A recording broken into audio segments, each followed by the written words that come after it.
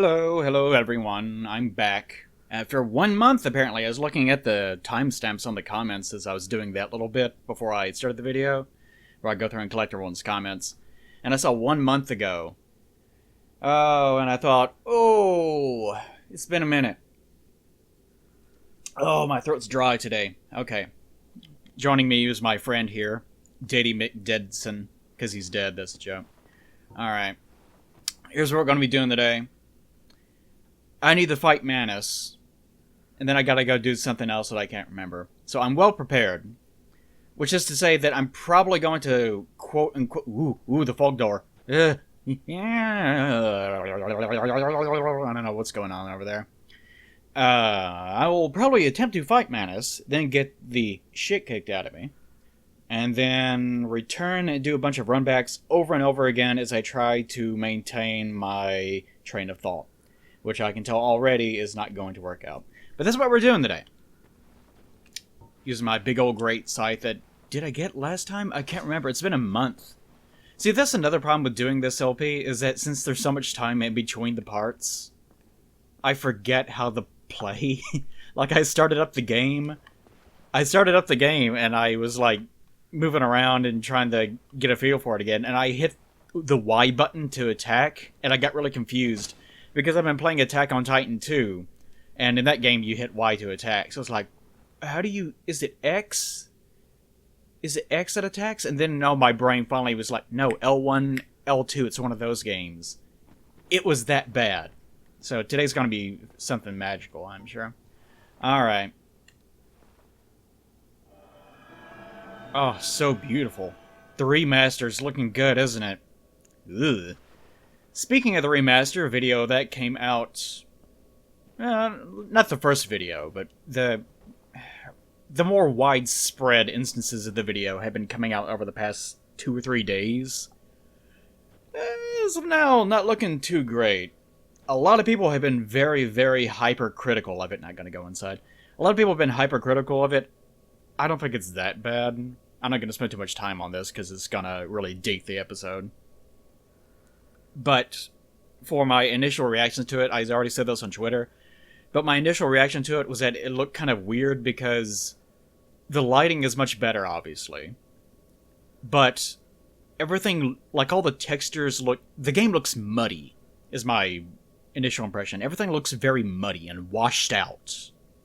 Because that's what's happening. The lighting is actually removing a lot of the details from textures. A lot of people are commenting the textures look worse. Why are they using worse textures? They're the same textures. It's just that the lighting appears to be doing some sort of pass that's actually removing a huge amount of detail from them. And it's almost making the game look like it's cel-shaded in a very weird way. Like, you would actually have to see it in action to actually understand what I'm talking about. But as of now, it doesn't look too great.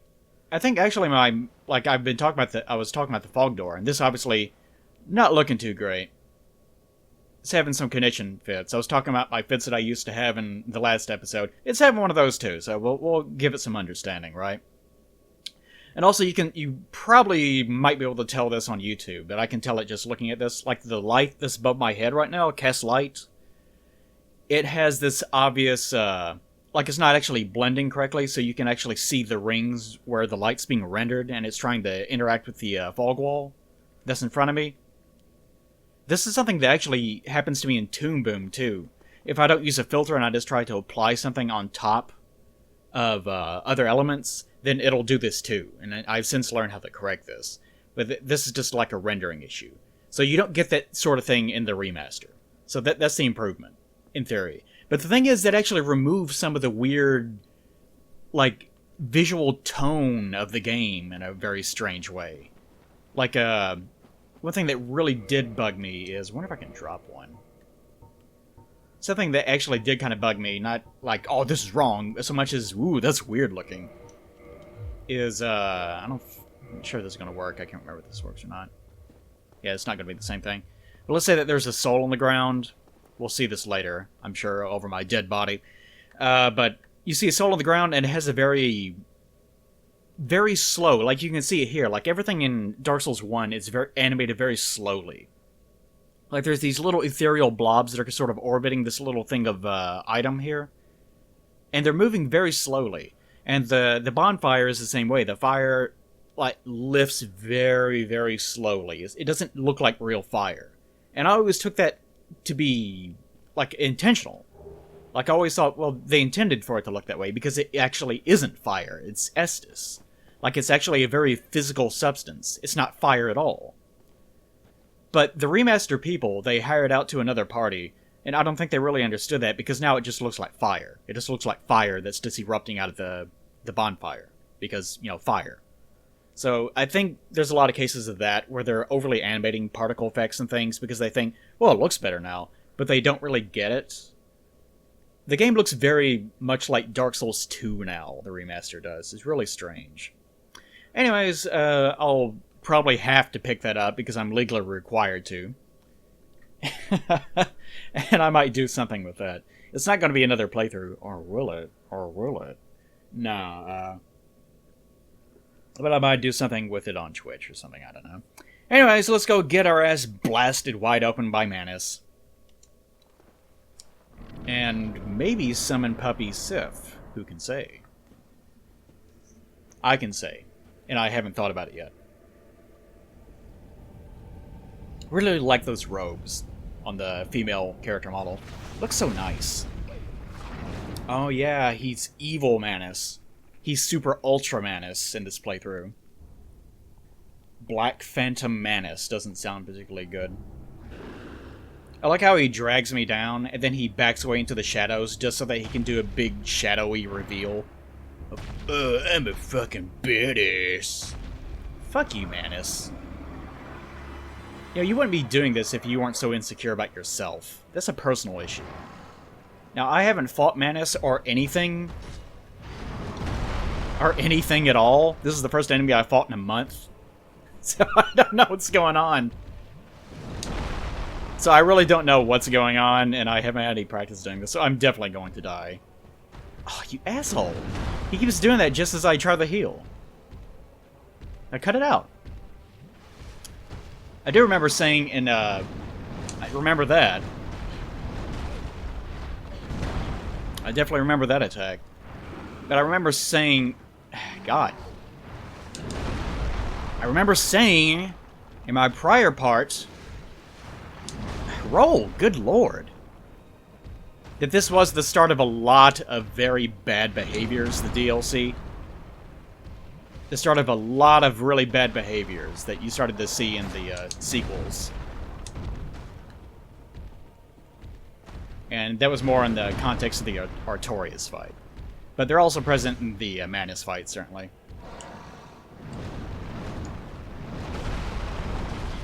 And you can see what they are. Like a lot of hyper-fast, overly aggressive slapping. Focus on losing, like, all of your health from one attack. Not like it being a resource thing where you're just running out of resources slowly from making minor mistakes. It's just him just going apeshit with one attack and, oh, you're nearly dead from this one thing. That happens a lot in the sequels. And I talked about that much earlier in the playthrough. Did I ever actually do anything? No, I didn't. Yeah, I did. Okay. But yeah, you can see where the bad behaviors started to come from. And I've talked about that before, about how there's much more value in the sort of long-term, resource-based fights. Because it's more about, oh, you made a mistake, but that's okay. Just keep going. Keep trying. Whereas with the more modern games, and even with this DLC to a lesser extent, it's more about just... We're trying to artificially crank up the intensity of the fight by making it so that you're always on death's door 100% of the time. Which, to me, actually devalues the fight in general. Anyways, this is the start of what this episode's going to be, I'm sure. Just running around. Oh, hello again. Hello, I forgot that I completely ignored you last time. I don't even remember how to get down here. It's gonna go great. But this is the start of what this episode's gonna be. This is me running around. Trying to remember where the hell it is I'm going. I think this is okay down here. Yeah, it's okay. Alright. Woo. Well, okay. Yep, this is gonna go good. Alright, so this is a good time for me to actually read out comments. As I try to remember what the hell it is that I was even doing last time. I'm actually really good at the game, guys. Seriously, believe me. At one point in time, I may have been. I can't remember anymore. Which is kind of funny. But anyways, let's see. Let me actually... No. Let me actually see what I'm doing first before I start looking down at my notepad, because this is going to create more obstacles to overcome. Better collect my 10... Yes, 10 souls, thank God. I need it. Oh, fuck you. I forgot about that thing, too. How did I get down here? Oh, right. I probably have... No, it's because I haven't been to the other areas yet. That's what it is. I was wondering why my Estus Flash charge thing was so low. It's not here. Is it? How the hell do I get over there? Can't even remember. It's not here. Nope. LOL. Yeah, I can't remember actually how to get over there now. I usually do this too. Get out of here. God, you're so needy. God, look at all of them. It's crazy. Oh, man. It's like the Million Man March or whatever, except you're just witnessing the black souls instead of the black people. That's a terrible thing to say. But it isn't, because at our heart we're all like that. We're all the same color, because we're all dark souls. Isn't that right? That's correct. Yeah, actually, no, that's also still sounds pretty bad. Maybe I should just stop talking about that. Or just in general. I just have a quiet playthrough. Alright. Melis says some sort of bullshit about relatability and mental health or something. Who cares? And also says... Also, you haven't updated your outro card. If this isn't fixed by the end of the LP, I will be upset about trivial things. I know that the outro card looks different. I want it to look different, because that's the whole point. I want it to remain completely the same. No. I want it to remain completely the same, while the intro card keeps getting worse and worse. Because I'm making a statement. Right? Right. Actually... Thing's gonna attack me again. No. Oh, here it is. That's what I thought. I actually, whenever I was doing the updates to the... God damn it. That's kind of weird. She kind of popped up in the air. Like I was actually hitting left on the control stick, and she kind of just popped. Like she was doing a fucking ramp on a four-wheeler off of a dirt hill. Oh no. I am so completely detached from this game at this point. Like, I'm just like, she died, whatever, who cares? This thing's attacking me and blistering my anus with its attacks. Who cares? Just let it do it. They deserve to have fun, too. Except for you. No! God damn it. Haha! I managed to hit him anyways. I forgot that dude's here! Yeah, I forgot the mini-bosses are all over the place, too. Okay, anyways. But yeah, that's the point. I'm not going to change the outro card. Why would I do that? Ethan Taylor says, the reason I love the weapons in Bloodborne is that you can feasibly use any of them, and there aren't ones that are straight up better. For example, what if I really like the war pick in the game? Fuck me. God, use proper, like, grammar, dude. Because it is just bad compared to most weapons. Another comma, 2 more commas after this, and BB, the upgrade caps on all weapons are around the same level. Good grief. I'm fine. You didn't even put an apostrophe in between the M and the I. How hard is that? M fine with trimming the weapon fat if all the weapons are roughly equal. Okay, that was more or less legible. Or readable. I used to be a writer, so I do have grammar Nazi inside of me. And that does drive me crazy sometimes.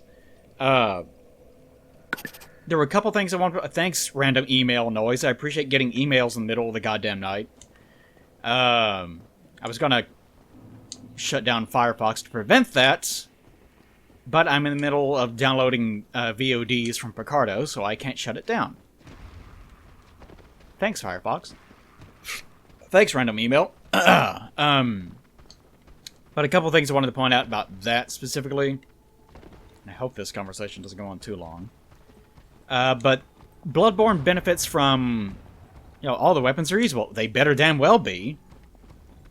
Well, even then, a lot of weapons in Bloodborne are kind of considered to not be worth using in some circumstances.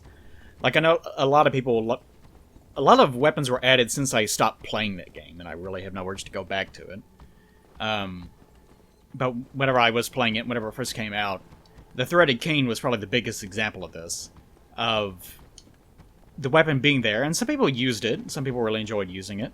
I really enjoyed the idea of the threaded cane. But a lot of people just didn't use it at all because... Does it do it twice? Huh, okay. I forgot that it plays the cutscene twice. I guess there's no other way of getting you down there, so I guess that makes sense. But even with Bloodborne weapons, there are some that some people consider to just not be particularly great. But that's not really the point here. Like, a lot of people criticize, like, straight swords. Like, people might say, oh, just use the Lothric straight sword if you're in 3, or use, what's the one everyone uses, the straight sword in this one? People really, I guess, really don't use straight swords in Dark Souls 1 too much. But even then, I'm slowly trying to remember how to fight this guy. Oh, slow attacks. I forgot.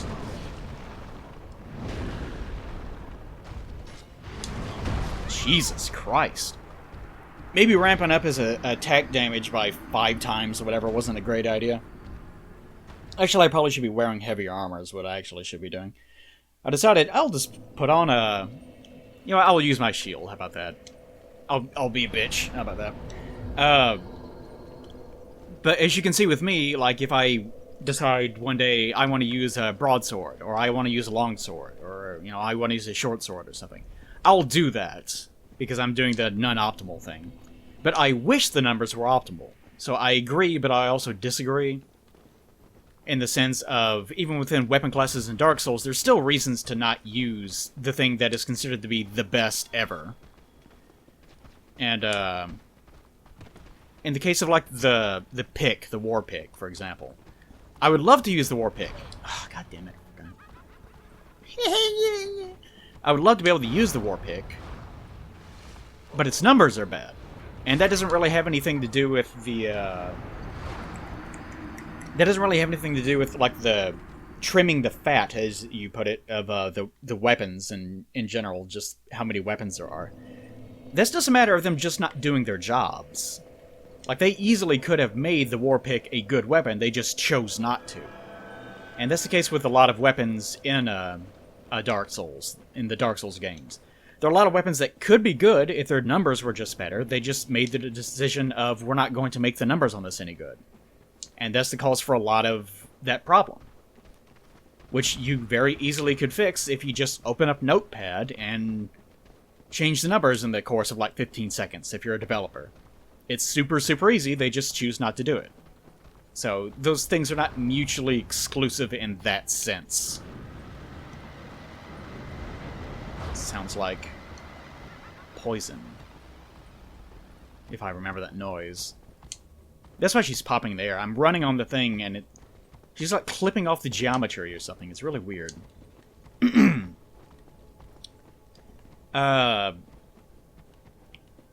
I'll also say, I've said this in the past, I could shoot him in the face, like he's right there. But I don't feel like pulling out the Hawk Ring. I much rather would make you guys watch an hour of me slamming my face up against this boss that I don't actually want to fight right now.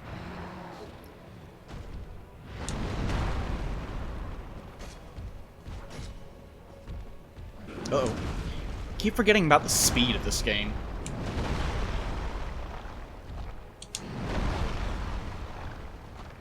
Of course you can't heal because this is a DLC boss.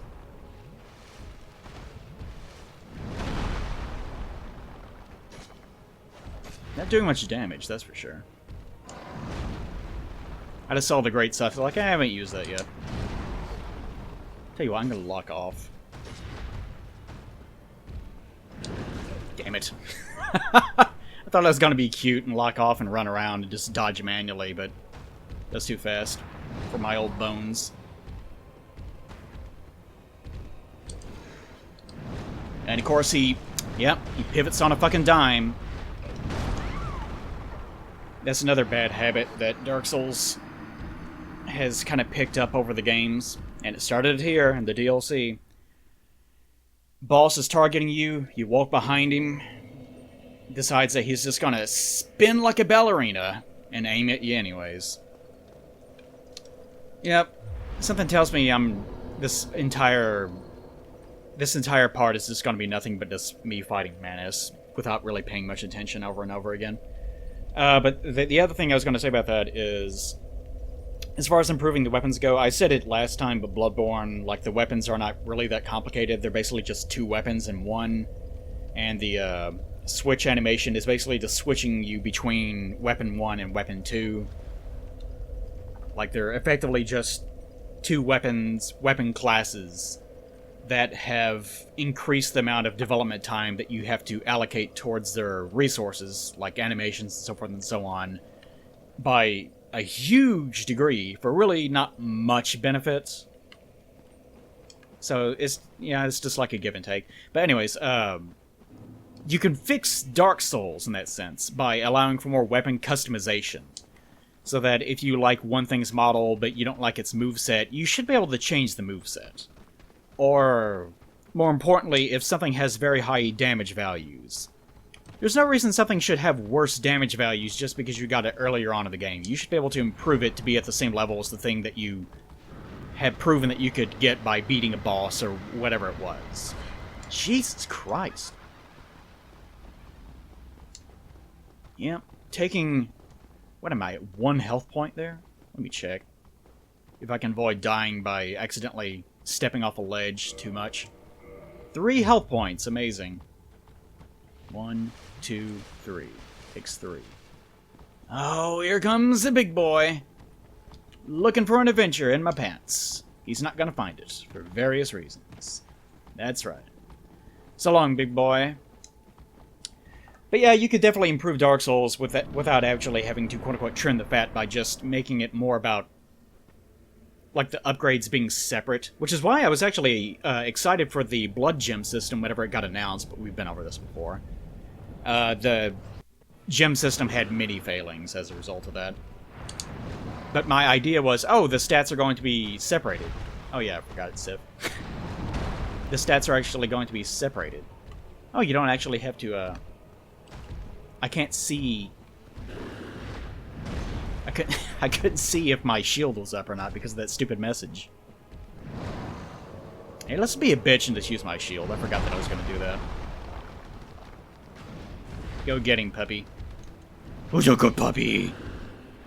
Looks so funny. Oh, don't you hurt him. Or her. Don't hurt my gender-normative friend. No, god damn it, I had the fucking sorcerer's stick out. Sif did my job for me. No, we're not doing that. Come on. Look at that, 2,000 something damage. Okay, this does help slightly.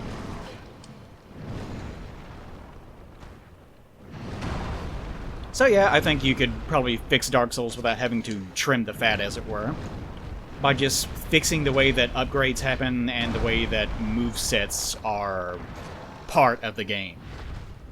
Because if I understand why that's the case, but there should be more leverage with that. It shouldn't be as bad as it actually is. Okay, this is making it slightly easier. I was kind of waiting for Sif to maybe do something, but apparently he's just choosing not to. Okay, there we go. No, don't spin on a dime and hit me. God damn it.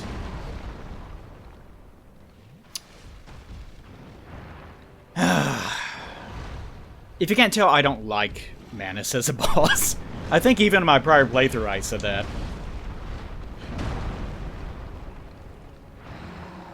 This I just don't like the new Dark Souls of everything needs to be spastic. It almost sometimes it makes me think that they considered the speed of the Souls games to be a mistake or something that they couldn't get around, and something that's not intentional. Like, sometimes I get that impression, which is super strange. That rock formation looks like a dick. I mean, it could look like a person, but... nah, it's probably a dick. Probably should use a faster weapon.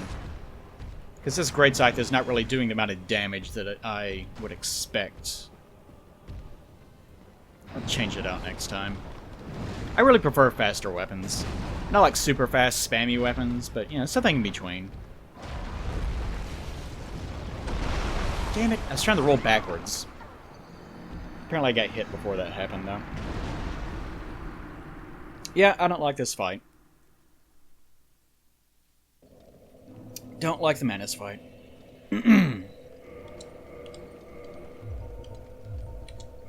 I just never had... I don't know, it's just one of those things. I just do not have fun in Souls games the way that other people's have fun. Which I've talked about before, about my need to feel like I'm always... like, I need to make sure that I never get hits. I don't care about having huge amounts of resources, but I appreciate them being there. I would much prefer the game to be more about... sometimes I wonder about that. Like, how would I actually format the game so that it would be, like, the perfect appeal to me? And I don't really know. Actually, hold on, let me pick a weapon first before I start going down that train of thought. Because there's a lot of other things I want to talk about today. But a lot of it's getting weighed down because I'm so concerned about doing this stupid shit. I think I'd rather get in a couple of hits. I haven't used the old swag sword in a long time. Let's do that. Actually, let's also change clothing.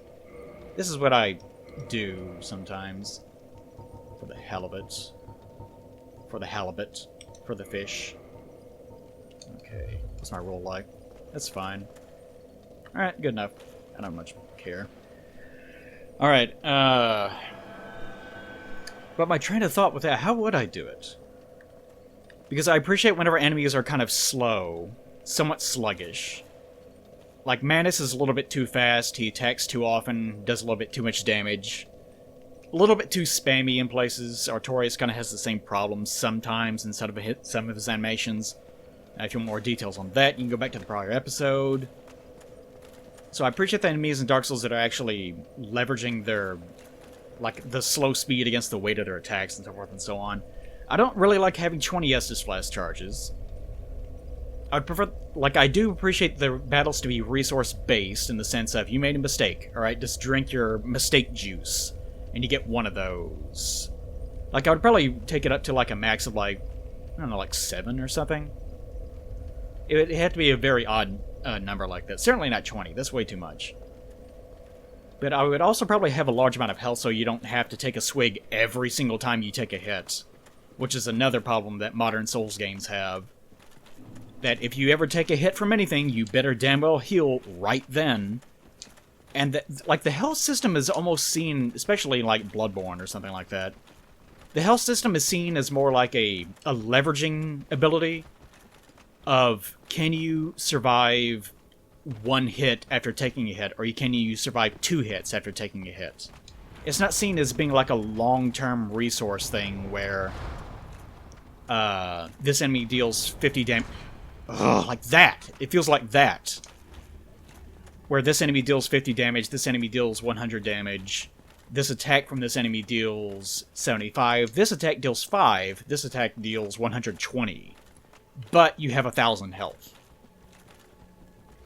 It's not even like that. It's, you know, it's just a leverage ability. Like, they're balancing it so that you take a huge amount of damage. Like, you're leveling up your health, but you're only doing it to prevent yourself from being a one-hit kill. I really don't like that. the more you listen to me, I'm sure, like, man, does it even like these fucking games? No, I hate them. Yeah, it's just one of those weird things. Like, the Souls games, I like the general pacing of Dark Souls 1, but most of... where is the characters? most of the games, I just don't really much care for the way that they're paced and the general combat. Like, I just don't much care for the way the developers seem to approach everything. Alright. See, this is dealing basically the same amount of damage, but it feels a lot better to me, because I don't have to worry too much about recovery time. Plus, I can get in half of a hit, at least, even if he's doing something like that. Damn it! That! Like, he didn't even hit me, but his, like, elbow raked my model as I was rolling backwards. And that was enough to allow him to do whatever the hell that he wants with the rest of his animation. These are the things that I'm talking about. Come on. Come on. Interact with this model, please. Really? Are you fucking kidding me?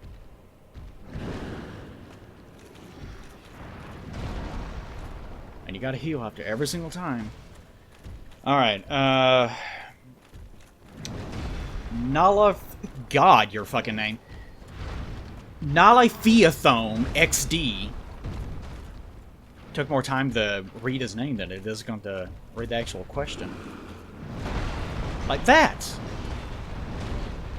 Breaks through the entire shield because of that. I don't like Manus as a boss. He's not cheating. He's just cheap. He's another, no, I'm the star, I'm the pretty princess sort of boss. Where he gets every single possible advantage in terms of just basic... There we go. In terms of, like, just basic animations. Such a fucking child. Alright. But that mouthful of a name that I just said... Like, this! Stop flailing around! God damn. Shit's fucking annoying. Like, he's not earning anything, that's my problem with it. He can just do the animation and hit anything that's around him. And apparently he can blow through my shield in one hit. But what's-his-face says, it is inspiring to listen to you. I'm sure it is. It definitely is today. Makes the future look a little less bleak. Thank you! Unfortunately, the future doesn't look too good for me right now. It is the difference between... But, this is what I was actually trying to get to. He actually has a question. If Manus can stop being a bitch and actually allow me, like, a moment to actually look down and stop attacking non-stop. Sif is already limping. Alright.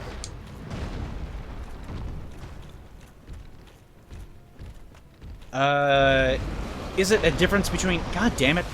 Is it a difference between bad-mouthing someone behind their back? Is it a difference? I guess it means, is there a difference? Don't you hurt... Oh, you bastard! Hit both of us at the same time? We're on opposite ends of the fucking arena! That's the shit that I'm talking about. Hit both of us despite the fact that we're on opposite ends of the same arena. That is fucking bullshit. These are not good behaviors for a boss to have. It needs to be hard. No, fuck it. It needs to be fair. This is fucking garbage. I hate this fight. I cannot stand the bosses in the DLC of Dark Souls 1. It is the beginning of every bad behavior the game's had from this point on. To the point that even basic enemies in 3 do the same thing. Alright.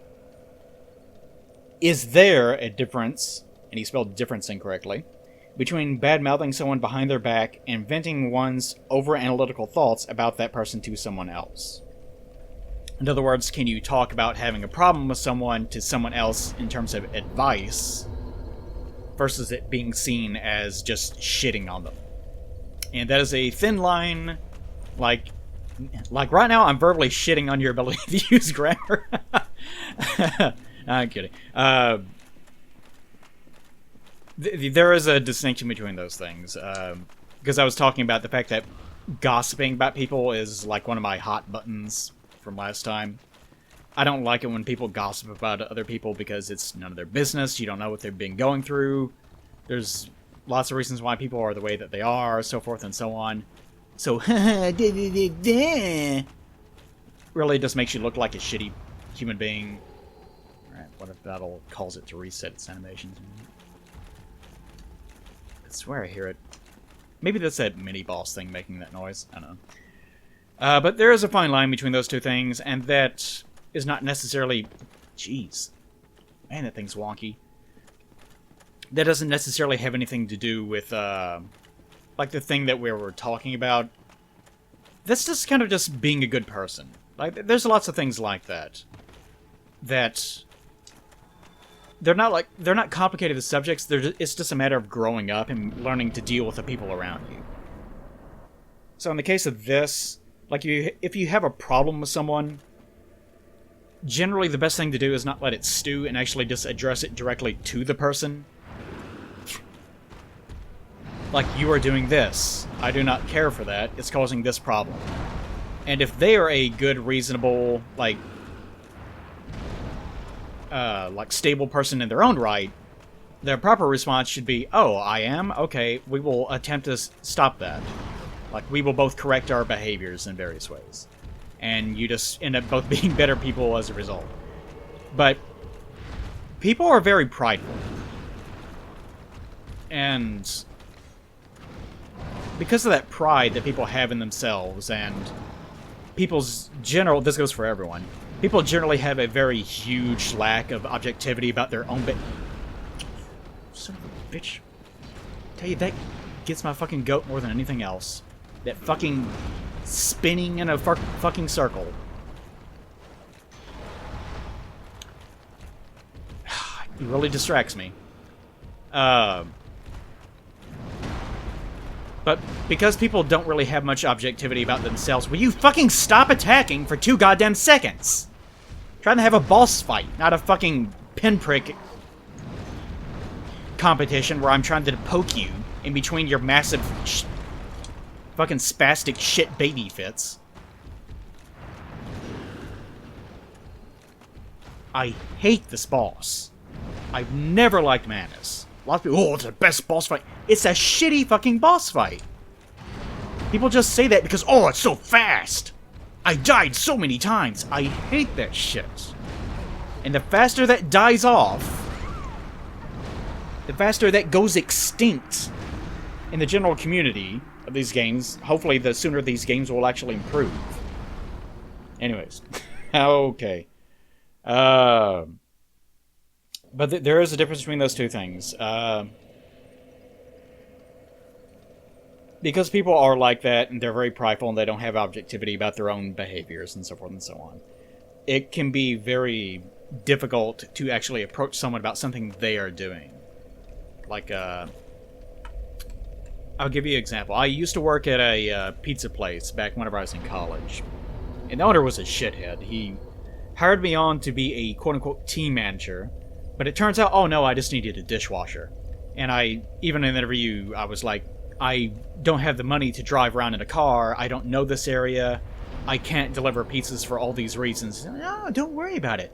And of course, within 1 week, we need you to go deliver this pizza. And of course I said, we just talked about this, I can't do that, I can't afford the gas money. And needless to say, after this, like, I quit this job in the space of like 1 month.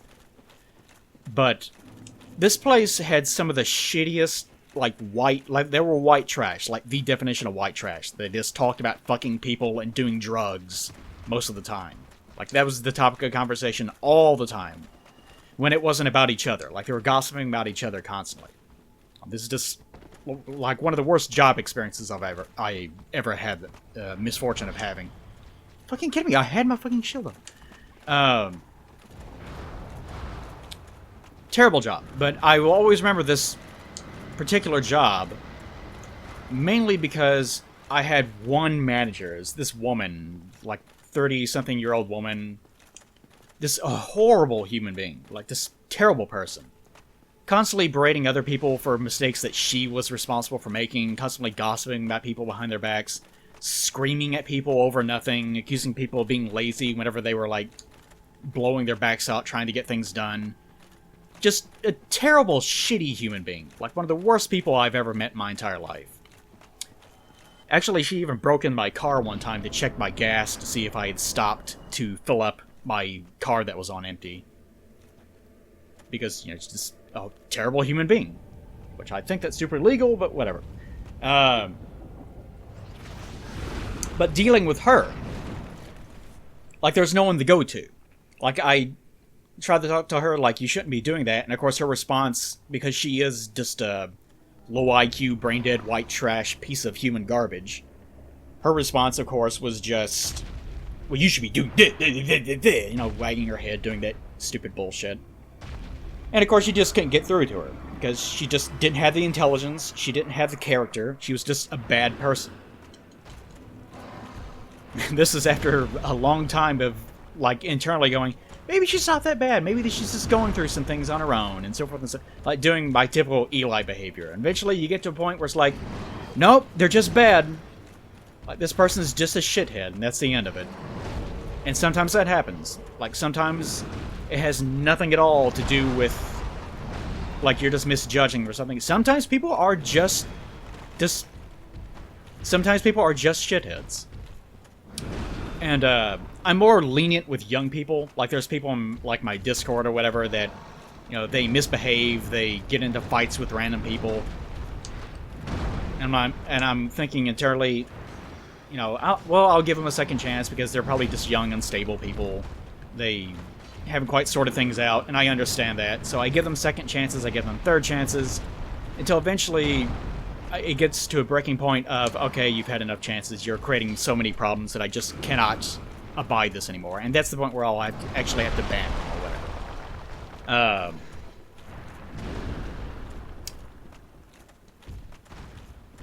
But the point where I stop doing that is whenever you're, like, in your 30s and you still act that way. If you're old enough where I think, you're not a child anymore. Like, there's no excuse for you to be behaving this way. Then I do get to the point where I just say internally, alright, they're just a shitty human being. They're just going to be this way forever. Amazing. This is such a good boss fight, guys. The constant non-stop attacks, the multi-hit combos that take away all of your health. Oh, such a good boss fight. The back and forth, you really get a sense that you're really fighting this character, don't you? The auto-tracking, the spinning on a dime. Oh, such a grand boss fight. Just a legendary boss fight that really tipped the scales and really just set the tone for the rest of the series from this point on. Really is just like a real watershed moment for the franchise, don't you think? This amazing boss fight. Such a good boss fight. Not a thing wrong with it. Okay. But in terms of that, like, how that attack goes through shields. Like, you can't actually defend. That's super weird. Like, handling that situation. Tried to talk to her. Yeah, that attack just goes through shields. Huh. Tried to talk to her. Didn't respond well. Tried to talk to the owner about it. You know, go through all the proper channels. He wouldn't do anything about it. He eventually did, because after I quit, I spotted her working at a gas station like a couple weeks later. So apparently she got fired. What actually made me quit in the first place was an argument with her in which I told her, fine, you tell name of the guy that was the owner here. You tell him why I quit. And I'm sure she had to. So I like to think, well, she probably got her ass fired because of that one instant. God, 3,000 damage from one attack.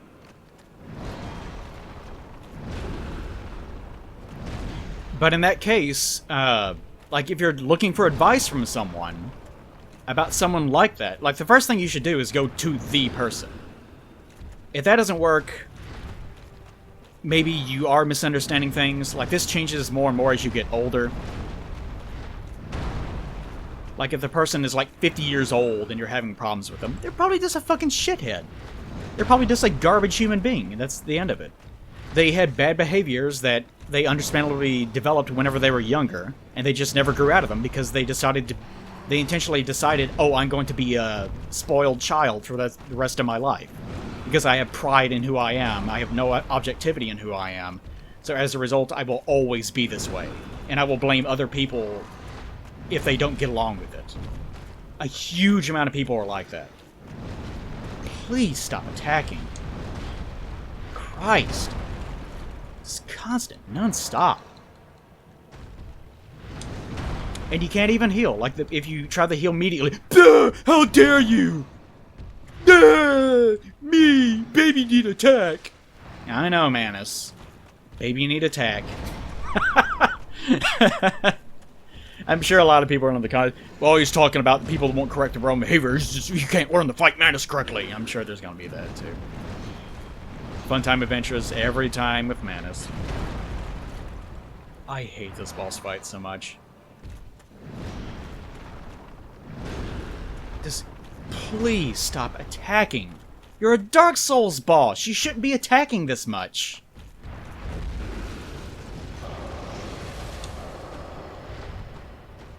And Sif is just over there somewhere. Well, that went through my shield again. Oh, thanks, Sif. Something about Sif limping from off screen. I'll help, and just getting smashed into oblivion. Okay. But there is a minor distinction, but a lot of that just comes down to you internally. You know, how are you going to hold yourself accountable? As far as the behavior you have towards other people. Is the person that you're talking about trying to get advice, or venting about, as it were, to another person, is that a result of you coming up against a roadblock that you can't get around? Like, that's the other part of it. If someone is that toxic to your life, talk to them. If that doesn't work, maybe internalize, look at yourself. Maybe you're the problem, because that could also be the case. I know people don't like to think that way, of course, because we're humans, so we're not really objective about ourselves. But that's also a thing.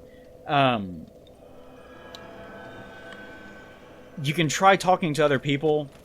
Personally, I put that lower on the priority, like myself, because since I'm so averse to talking about other people. Like, there's been things that happen professionally, like as far as YouTube goes, that I just don't talk about because it's none of anyone's business, and even though other people have been in the wrong, there's no reason to discuss it as far as I'm concerned.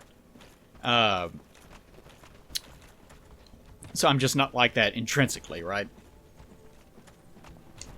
But you can try to get advice from people, but you really have to draw the line of, like, is someone actually worth venting about? Is that venting really going to solve anything? And usually the answer is no.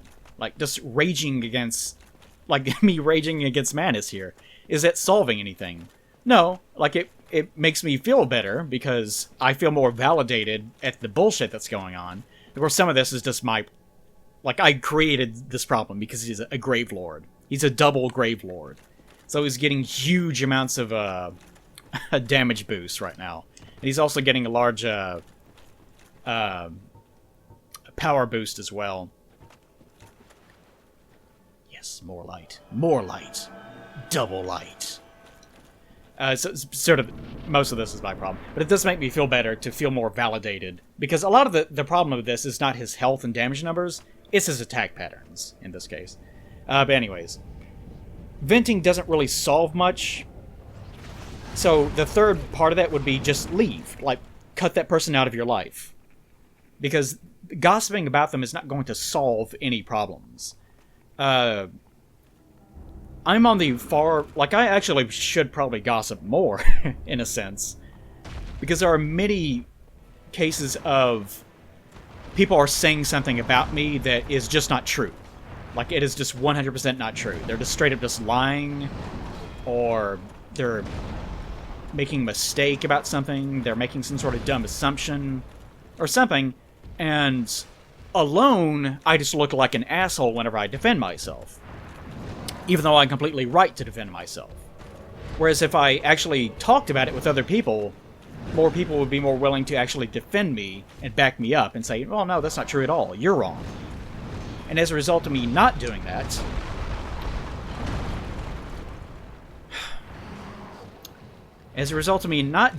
it just ends up creating more problems because I'm not gossiping, in a sense. Because this is part of human evolution. We're wired that way. We're wired to, you know, be in a community where we actually have to make sort of weird alliances with other people. And have people that are our friends or allies that will back us up no matter what, and so forth and so on. Like, this is how humans work. I'm on the far end of the one side of the spectrum. Like, I'm very gossipy to the point that it's actually being detrimental to me, because most people aren't like that. So as a result, I'm just hurting myself. So it's probably healthy to have some amount of discussion as far as so-and-so is doing this, and I don't like it. To which the other person goes, oh, that sounds shitty, and then they look into it and... See, the problem I have with that is that it ends up just creating a huge amount of backwash of, you know, just creating drama. And there's one thing that I cannot abide in my life, it is drama. I fucking hate drama. It's one of the reasons why I never really got along with a lot of women as I was growing up. Because young girls are very dramatic. They certainly can be. And I've been learning more and more as I try to date in my later life that a lot of... Just like a lot of men never grow out of their own childish behavior, a lot of women also never grow out of that. Because that is a definite I'm a little girl thing. Some people just never grow out of it, and they just stay that way forever. He's gonna hit me. Yep, can't deal with him. Oh, will you fucking stop? Christ. Some people just never grow out of that, and you can't do anything about it. What the fuck was I even talking about? Already? Oh, he is. Huh, that is weird. I didn't even notice that he's at 50% already. Stay alive, Sif. I saw you doing that shit. But yeah, a lot of people end up developing sort of weird interpersonal behaviors, and it creates a lot of drama. And I hate drama myself, but not much to be done about it. But I guess that weird sort of interpersonal drama is just part of basic human living, and that's the reason why I'm just alone. Like, I don't really interact with people too much. Really? I was about to wonder, is this thing actually going to blast through all of my shield? And in addition to that, all of my health. Don't you fucking dare. Okay. Motherfucker? You better make up your goddamn mind right down. Okay. Alright.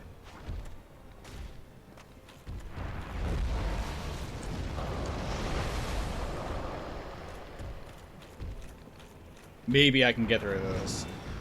Somehow kind of doubt it, but maybe.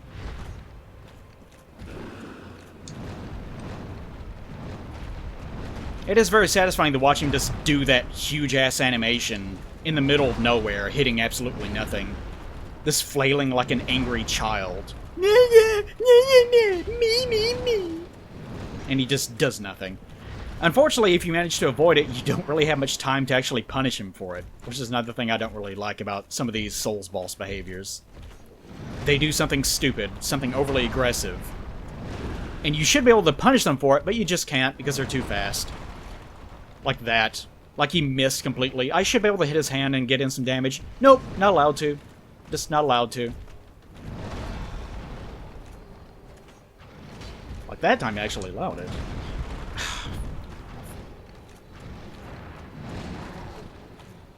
Don't you dare. Okay. But yeah, as far as that goes, it's something that you just need to decide on your own. Like, is this gossip? Is this warranted? Is the venting that I'm doing actually going to amount to anything? Because as far as I'm concerned, most of the time the answer to that is no. This venting is not going to solve any problems. This venting is actually probably going to cause more problems. Because I have had some cases of that, where someone sees something that's going on online or whatever, and I get a message from someone that's relatively high profile, and they say, hey, this is going on. Do you want me to do something about it? And my answer to that is always no. In fact, don't even mention this to anyone else, because it's just going to create more drama and more needless anxiety and stress on my part. Because I don't want it to have to deal with it. So just don't do anything about it at all. And then they say, oh, well, okay, if you want that. And then that's the end of it. And the problem eventually just goes away. In most cases. Oh, she's here. She just so happened to be right here. She's feeling it, isn't she? I remember last time I looked up her dress, and I was actually surprised that she didn't have, like, legs that just go nowhere. Like, it actually goes all the way up, which is super strange. Like, she actually has a modeled interior for the most part, which I didn't expect at all.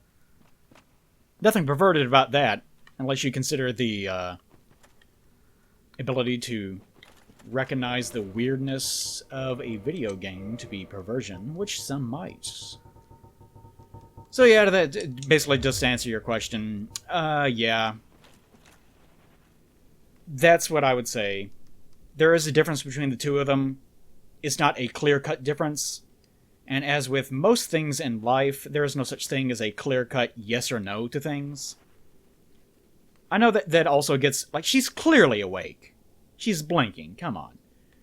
But as with most things in life, it's not a matter of things being yes or no's, and especially in this day and age, I also get really annoyed with everyone's a winner, everyone's right about everything, no one's right about anything. Like that does get super annoying. Because that also can be a hard stance. Like saying someone is right is a hard stance. Someone is wrong is a hard stance. No one is right or wrong is also a hard stance. It's just a very easy, lazy one. And it's kind of stupid. Because there are cases of people being right or wrong about certain things. It's just a matter of actually applying wisdom in your life. Like, that's what wisdom is. It's your ability to apply knowledge, reason, experience, and so forth and so on in a way that leads to desirable outcomes for everyone. It's just wisdom. So your ability to apply wisdom in everyday life is going to be what's going to dictate whether or not something is gossip or not gossip. You should just always be careful of your own emotions and applying your emotions to things and, you know, just ranting about someone. Because is that actually going to solve anything? In some cases, maybe. In some cases, maybe not. I can't tell you which those are because that's where the wisdom comes from. And that's just part of just growing up and being a better person overall. Is trying to leverage those things. Like in the case of Manus here. Like, I fucking hate this boss fight. And while I was sitting there ranting about, oh, stupid fucking baby Manus throwing his fucking tantrum.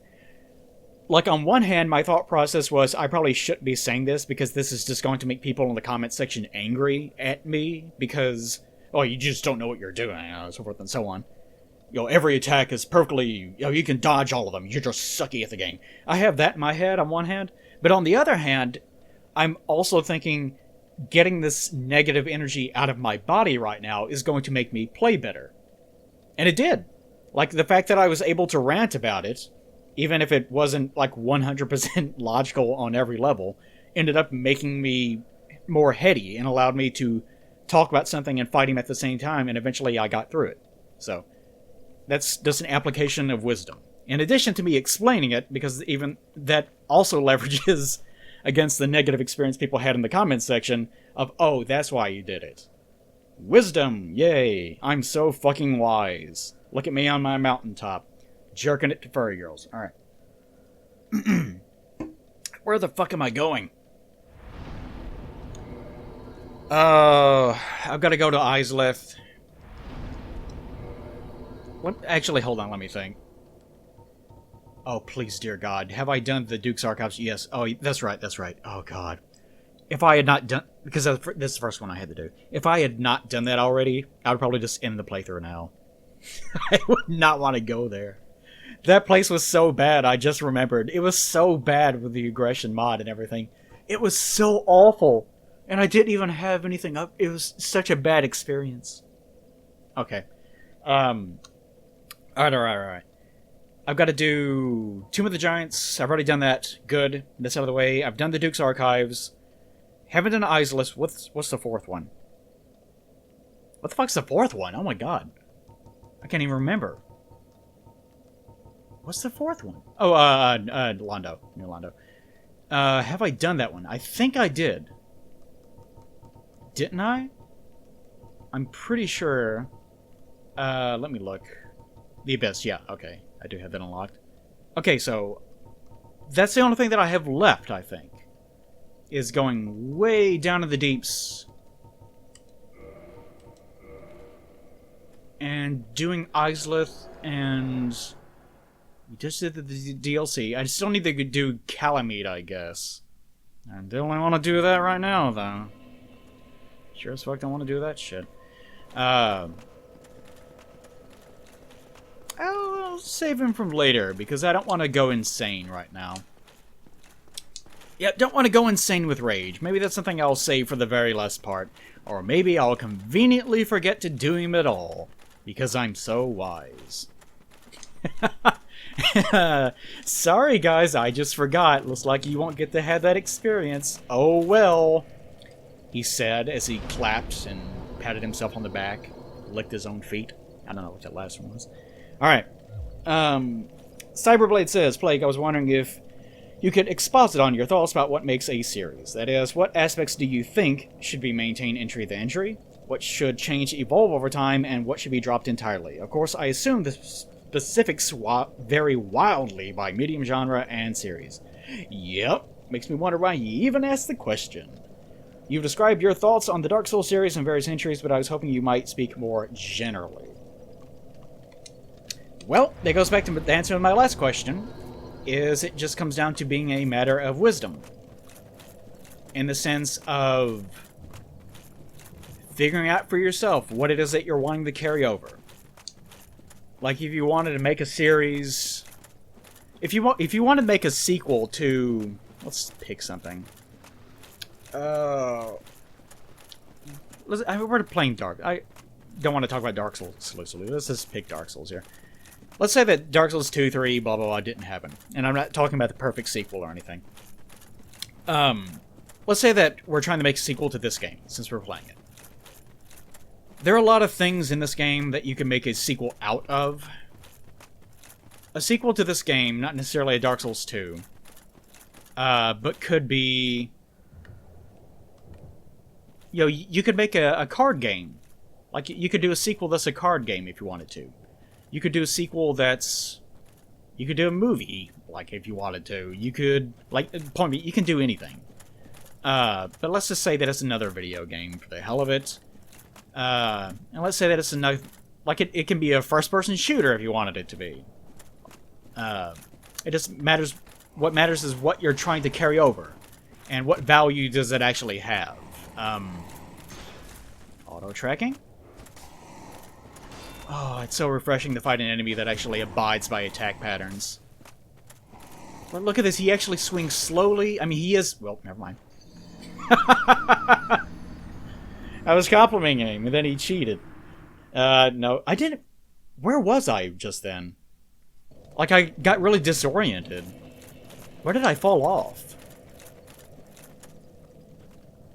Oh, okay, I was at the edge right there. That was really weird. For some reason, I thought that I was on the bridge. Ooh, but anyway, that was my mistake. But it's so nice to actually have an enemy that's actually abiding by principles of combat, rather than just spamming attacks. But it depends on what you want to carry over. Like in the cases of some games, what you're doing a sequel to is the story. Like you're not doing a sequel to the combat, you're doing a sequel to, you know, just what happened in the prior video game. And you can radically change what even the genre is. In the case of... Like, there's other cases of you can preserve the combat, but you don't preserve the story, and that's where your spiritual successors to games come from. Where they're obviously not the same game at all, but if you pick it up and play it, you think, oh, this is the sequel to so-and-so. It's transparently trying to be this other game without actually being that game.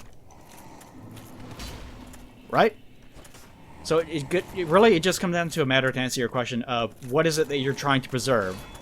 Why are you trying to preserve it? And to me, what can speak volumes about the quality of a game is how many things can you actually preserve in various ways. Like if something has a great story, great combats, I guess you can't make a sequel out of sound design and things like that, but great visuals, great like loose storytelling versus direct storytelling and things like that. Like if it has everything that you could in theory make all sorts of different games out of, that's a successful setting and a very successful game. Like, that's one of the ways that you can look at it. So whenever you're trying to carry things over, it's almost like writing a novel. Like, how do you start writing a novel?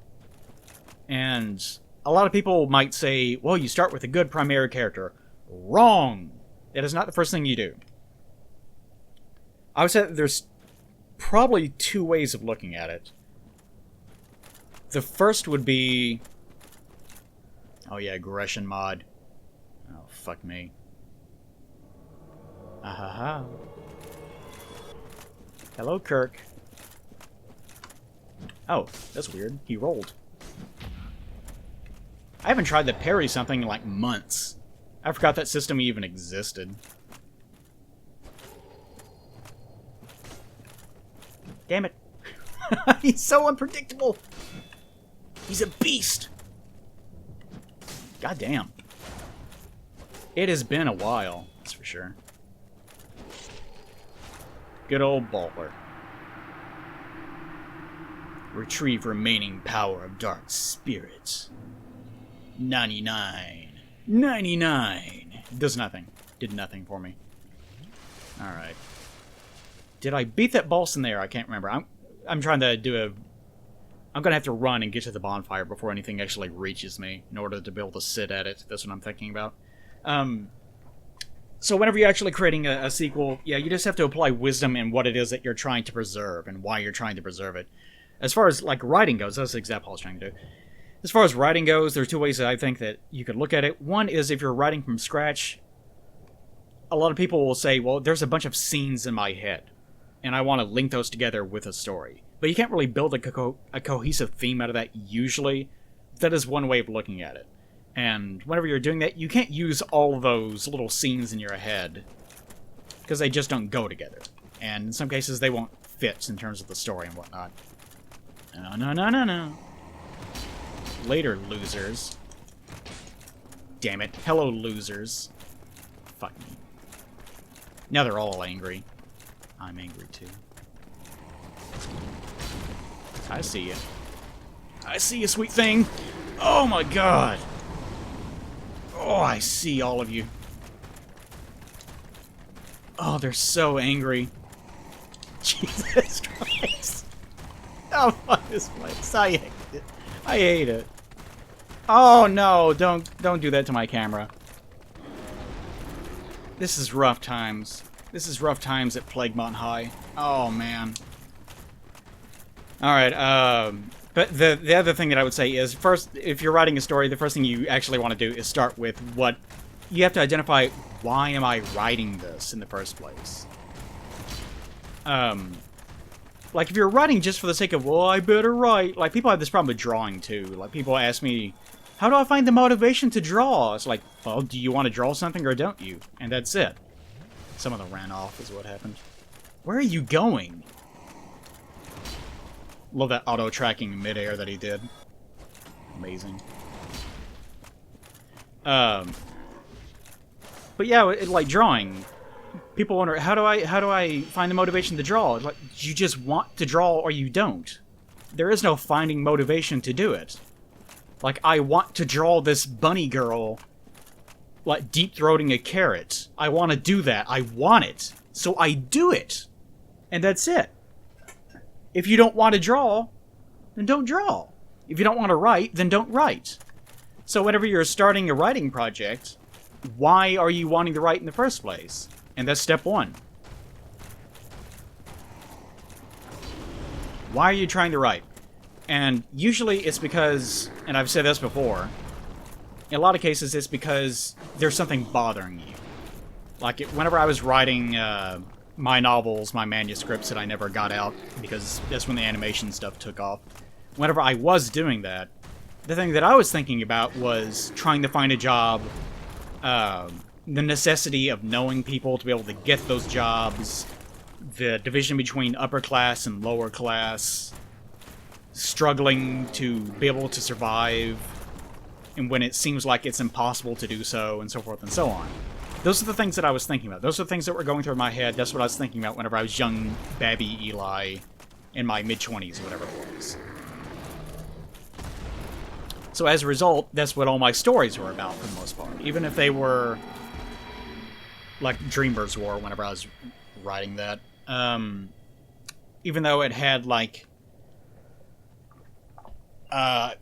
if you ever wonder where I got my DeviantArt name Ganadine, it's a character from that story. Because I was just like, I can't use this name. I can't use the name Plague because it's taken, so I'll just figure out something else. And that was just something I just pulled out of my ass real fast. But that's where that came from. Alright, I'm gonna make sure I made that jump correctly. Alright, there we go. Alright, that's what I was trying to do. Gosh. But that story had characters like Ganadine that were, like, thousands of years old. They were, like,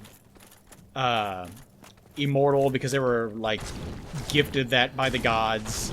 And the purpose of that character was he was a very old leader of a country that had completely changed his country for the better at one point in time.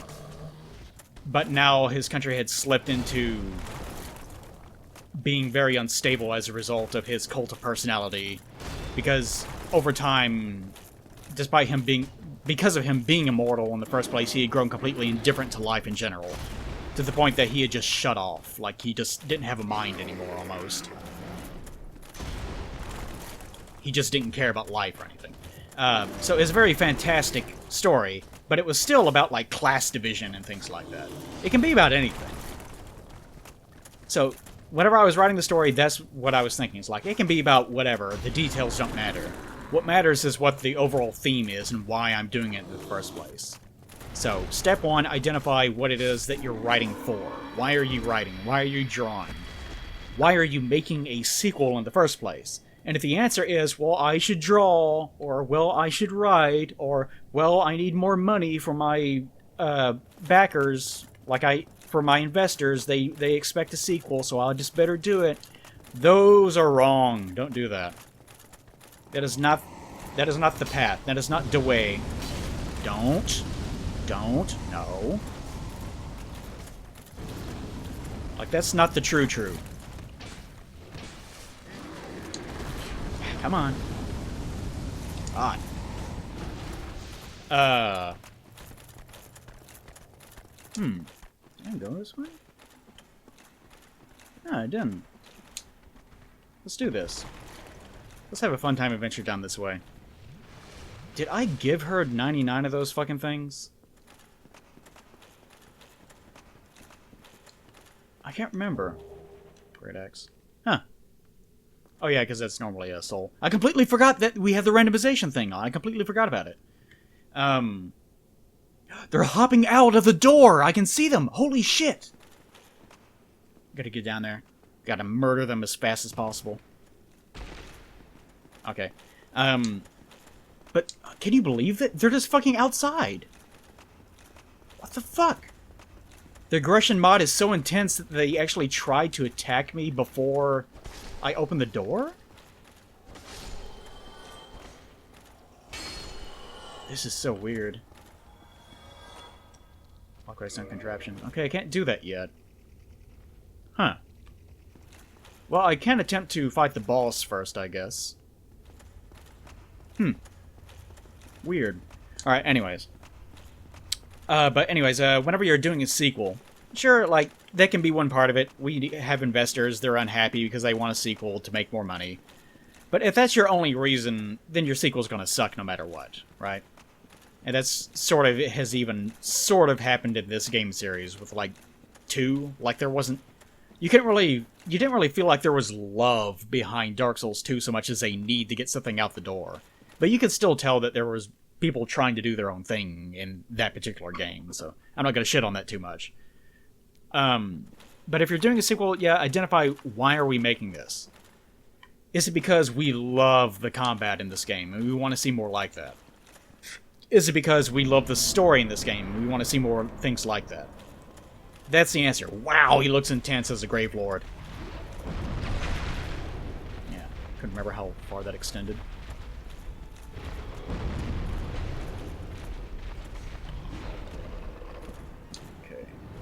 Probably should have equipped a heavier weapon for this, actually, now that I think about it. It's been a while since I've fought one of these asylum types. But I think I sort of remember it. Whoops. So whenever you're doing your sequel, that's mainly what you do. Like, what do you carry over? And the answer to that is you carry over whatever is important to you, whatever it is that you find personal value in. The thing that actually inspires you, the thing that makes you actually feel emotions and develop as a human being. Like, that's just a general good life. It doesn't matter if it's about video game development. It's just a general good lesson about life in general. Is what are the things that you carry with you in life? And the answer to that is the things that you value.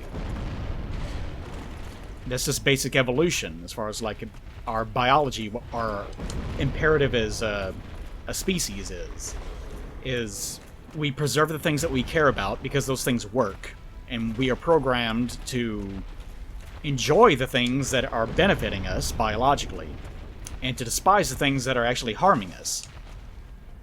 So, it makes sense that whenever you're doing something as simple as, comparatively, as game development or writing or whatever else, what do I bring with me?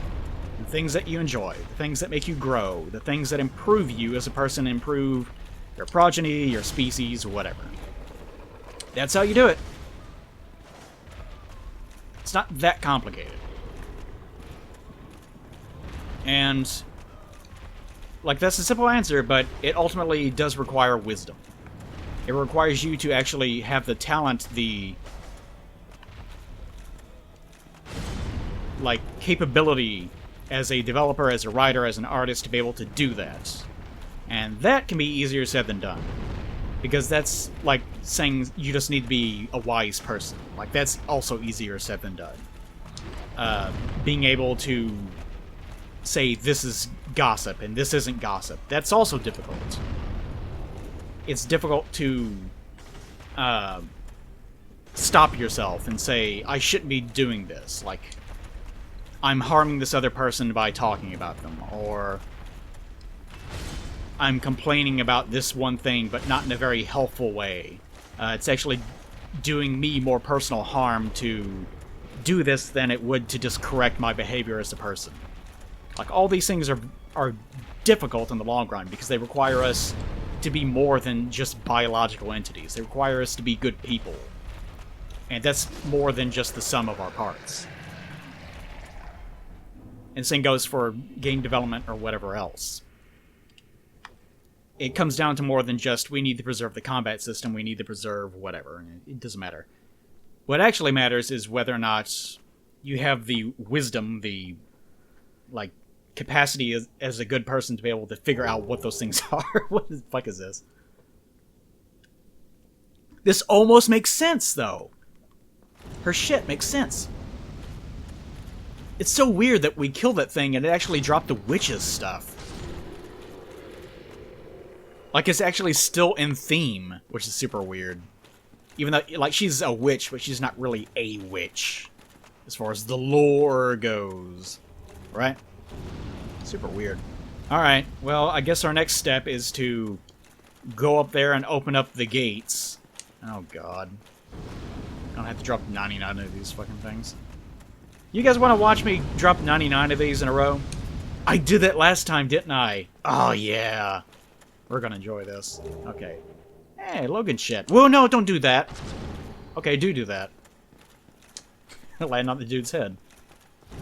It's a good thing these guys, also these dudes, they actually abide by, like, the guidelines of general combat in Dark Souls.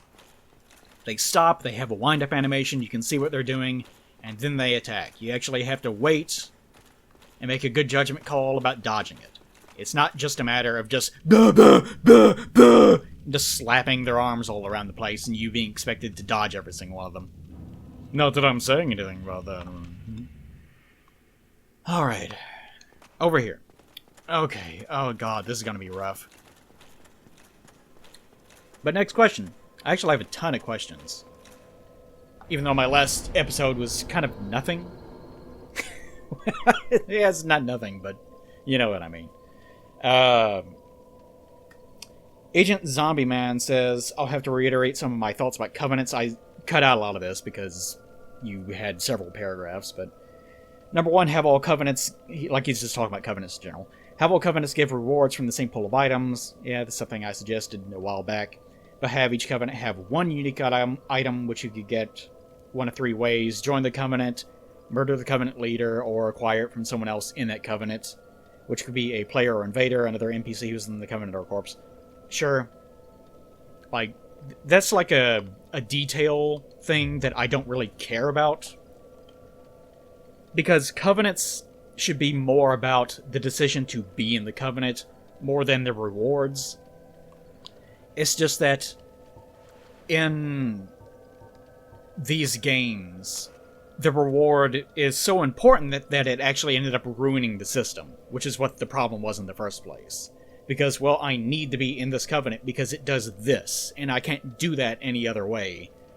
Therefore, I absolutely need to be in this. And as I said before, I would much prefer it if you cut off... I'll do this. I actually could just use Cheat Engine to do this, but... What covenant am I even in? I don't even know. Hold on. What if I can check this real fast? Huh, I don't think I'm in any covenant, actually. It says 0 in all of them. You want a what? I can't understand what the fuck you're saying. I'm topless. I can't hear over my boobs. Join covenant, yes. Current covenant changed from 0 to the number 9, whatever the fuck that means. And nothing else happened. That's weird. Okay. Speak to me again, topless lady. What? What? My boobs. What? Okay. Alright. How do I... No, it's not 99. I have to do 30 of these. Alright. It begins! Thankfully, it does give me a chance to actually talk, I guess. But yeah, as I've talked about before, I wanted covenants to be more about... In the remaster, by the way, I think they got rid of this. I think you can just donate however many you want to. So that's one benefit. Remaster will have many minor improvements. It's like I said, my reaction to it was not as negative as other people were. It just looks weird, that's all. But as far as the... Oh, that's what that readout is. It changed from a 0 to now a 4. So that number in my cheat table is actually indicating how many I've donated. So yeah, I could just tab down and just change that from a 5 to a 30 right now if I wanted to. But where would the fun in that be? Yes. Alright. But I would prefer the Covenant system to be more about just storytelling and your personality as a player or your character's personality. With no ties at all to whether you can invade, whether you can support someone, whether you can invade but pretend to be an invader or whatever your system is. Like, keep that away from Covenants, and at the same time also keep items away from Covenants so that people don't feel like they absolutely have to do this or this or this. Right? Like, that's my opinion on the matter. I love the idea of Covenants. Despise how they are implemented. They always get them wrong. Like, the way that they did it in 3 is fine from, like, a technical perspective, but it completely lost the point of establishing a covenant with people. Like, you meet these people in the world, and as far as the storytelling goes, it's like, oh, I really empathize with, like, her, like, the fair lady. Like, I empathize with her, so I'm going to enter her covenant. In 3, you don't get that, because it's so mechanical and soulless that the Covenant system is just a husk that just holds multiplayer modes and items.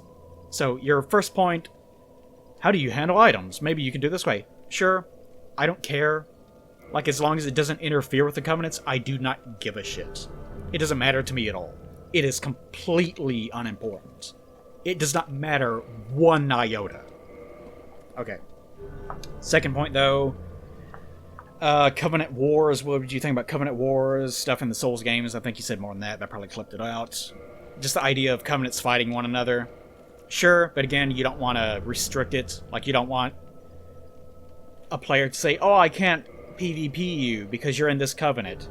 You have to be in this covenant because our covenants are at war with one another or something. So, sure, cute idea, but don't let it interfere with anything. This is the bottom line to this system. Do not let other things interfere with the storytelling element of being in a covenant. Now, the problem with that is, then, what do covenants do, then? Like, sure, you're allying yourself with the fair lady. But what does that do? Right? Because if it doesn't have anything to do with the multiplayer mode, like, originally, the idea of the fair ladies thing is that you have to invade to be able to get humanity, right? If it's not that, then what is it? And it could be something as simple as, well, this covenant requires you to hand over humanity, and this one requires you to hand over, I don't know, like a type of gem that you find or something. Like, they're completely different things that you do to level up the covenant in the first place. So while they don't directly have anything to do with that multiplayer mode, it may lend itself to be like an easier solution, because you will gain humanity through invasions. So it's the invasion covenant, but you don't have to be in it to be able to invade in the first place. Things like that. That is one solution, maybe. Although you could view that as, like, if the alternatives to actually gaining humanity are incredibly aggressive, like in this game, gaining humanity if you don't invade is kind of annoying sometimes. You basically just have to end up farming the little skeleton babies or something. You have to do something like that, or farm rats. If it's overly obnoxious, you can run into that problem. So again, this is more of a wisdom issue of you have to be a good developer and actually apply that wisdom in a way that's not going to be irritating that ends up ruining the rest of your game's design because you didn't think ahead. That sort of thing. Covenant Wars? Sure, why not? Like, that's kind of the main point of Covenants, wasn't it? That they would not like one another? That this one would be at odds with this other one? Now, how you actually integrate that, I don't know. Like, I think you might have said something like you get extra resources if you kill someone from another Covenant or something. Sure, why not, I guess. It could also be something like... I'm trying to think of things off the top of my head. It could be something like, if you're in the Fair Lady Covenant and you meet... Like, I would prefer it to be something that's actually contextual, that's not just a number. Like, oh, you killed someone that was from another covenant and you get extra souls or something. You're not even going to notice. Like, who cares? I mean, in some cases, it might be like... Like, if it's something like there's an extra rare resource that you can get, like if you're in the Fair Ladies Covenant and you see a blue in someone else's world or something and you're invading, then the game might say if you kill that blue, in addition to your normal reward, you'll also get an extra rare item that does this other thing or something. But then you also run into the problem from before of you don't want to reinforce that kind of behavior of, well, you have to be in this covenant because that's the one that's the easiest to get this one thing. Like, these are all the things that you want to avoid. But for that reason, I would rather it not be a number thing or an item reward or anything like that. I would rather it be like a contextual reward of, I don't know, like, if you see that same blue, instead of killing them, this is going to be 30, by the way, I think. See if anything happens here. Yeah, there we go. Alright, done with you, sweetie pie. Enjoy your tits hanging out. Looking good, looking good. Even though you're almost dead. Looking good. Alright. So even... Can I not sit down? Oh, here we go. I'm offline, so there's no way I could be invaded. So how do you handle that? I don't know.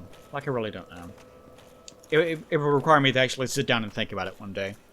But the point for me is that I really don't want the Covenants... I want the Covenant to be more of a personality thing. So I do think that actually assigning item rewards to the Covenants is something that you inevitably have to do.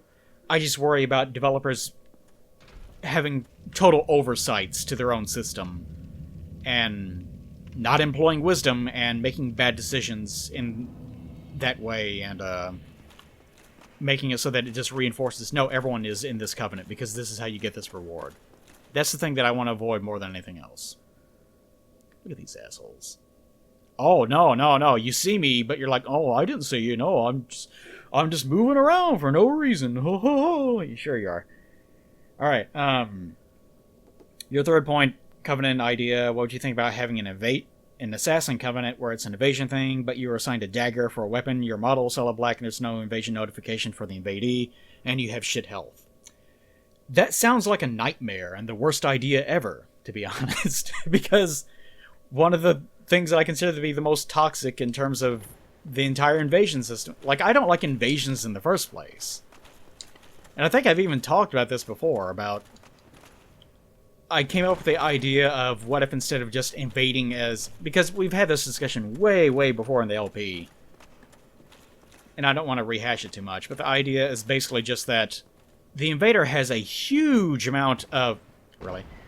The invader has a huge amount of benefits to being an invader. And there's not too many downsides. And, you know, I could go down the whole list of them, but... like... They're basically just another player. They have all the advantages of being a player, in addition to... That's weird. In addition to, also... Oh yeah, they do drop those. Forgot about that. Sunlight metals. In addition to, you know, the PvE environment, and blah, blah, blah. We've been over this. And the idea was that I like the idea of a covenant in which you actually invade, but you're just one of the ordinary enemies. Like, you can invade a Hollow's body. You can possess a Hollow's body. And you're still a Hollow. You're no more threatening than a normal Hollow would be, but you have the intelligence of a player. So you can actually move around and interact with the environment, set traps in a ways that a stupid Hollow never could. And basically, you're just being the Hollow, except you're smart now. And same with any number of other enemies. The idea was that if something is like humanoid, then you can probably possess it and invade in that way. And maybe you could even hop through multiple bodies. I wonder how the aggression mod works with these dudes. Since they're sort of scripted to run away, so do they run away faster? They're certainly not aggroing to me. They seem to just have normal behavior. For the most part. Oh, there he is. Now, let's grab this dipshit first. Stupid fucking crystal lizards. Don't you fucking lock off? Oh, you son of a bitch. It decided to lose lock off for no goddamn reason. Then after it did that, it shit itself and wouldn't lock back on. Yeah, fuck you too. Alright, anyways, where is my... beautiful, beautiful mask that it may not even drop. Because we got it earlier on, remember? Because of the randomization mod. So I'm curious as to what exactly is going to happen. That may have been it. I wasn't even thinking about it. The soul or whatever we just picked up. Because I commented whenever we first got it that, oh, we rescued Solera already. Yep, so I guess mission complete. Maybe. The question I asked much earlier in the playthrough of, I wonder what's going to happen now. I guess we'll find out. Because we opened the door, we're going through this way. Not gonna fight Centipede Demon. Nope, not gonna do that. Fuck that shit. Don't need to do it. I might have to do it. But I wanted to do this first. We're not gonna get through this entire area in one part, that's for sure, though. But the idea of, like, just having... Like, you're trying to fix the invasion system by not fixing the invasion system, and just making it so that the invader doesn't have any options other than just being shitty. It still has the same problems, you're just making it kind of a shitty experience for the invader without making it more interesting. Like, you get what I'm saying? You're still an ordinary invader. You're still, like, you still... Really? Not gonna turn? He's gonna turn... The first thing he's gonna do is turn around and, like, nearly one-shot kill me. Oh, fuck you. Really? Look at that shit. He just decided to be aware of me. Like, I wasn't doing anything. That was like, oh, look at me. No, he's just like, okay, I notice you now. I win. Like he got tired of pretending or something. What an asshole. Negative energy. Alright, I wonder if he's going to follow me. He's trying, but he's too slow and stupid. I'm actually worried about his lightning coming all the way over here, though.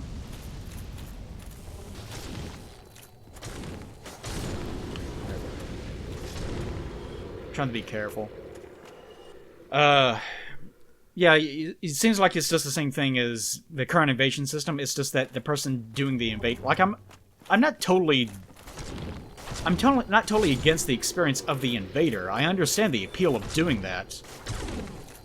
I just think that it just creates toxicity where it doesn't need to exist. And I would like I'm perfectly fine with people being able to PvP. Obviously, I just don't like the idea of people being able to do it to people that aren't there to PvP in the first place. Like, you show up in your complete PvP gear with the meta weapon and all the meta abilities and buffs, and you know the exact spot where you want to attack someone because you know exactly, you know, the area where they're the most vulnerable, and you invade in the right spot to someone that's like, what's going on? Oh, is that another person? And of course they just get the shit kicked out of them.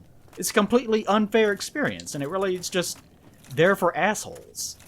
But for people that actually just want legitimate PvP, that's 100% okay.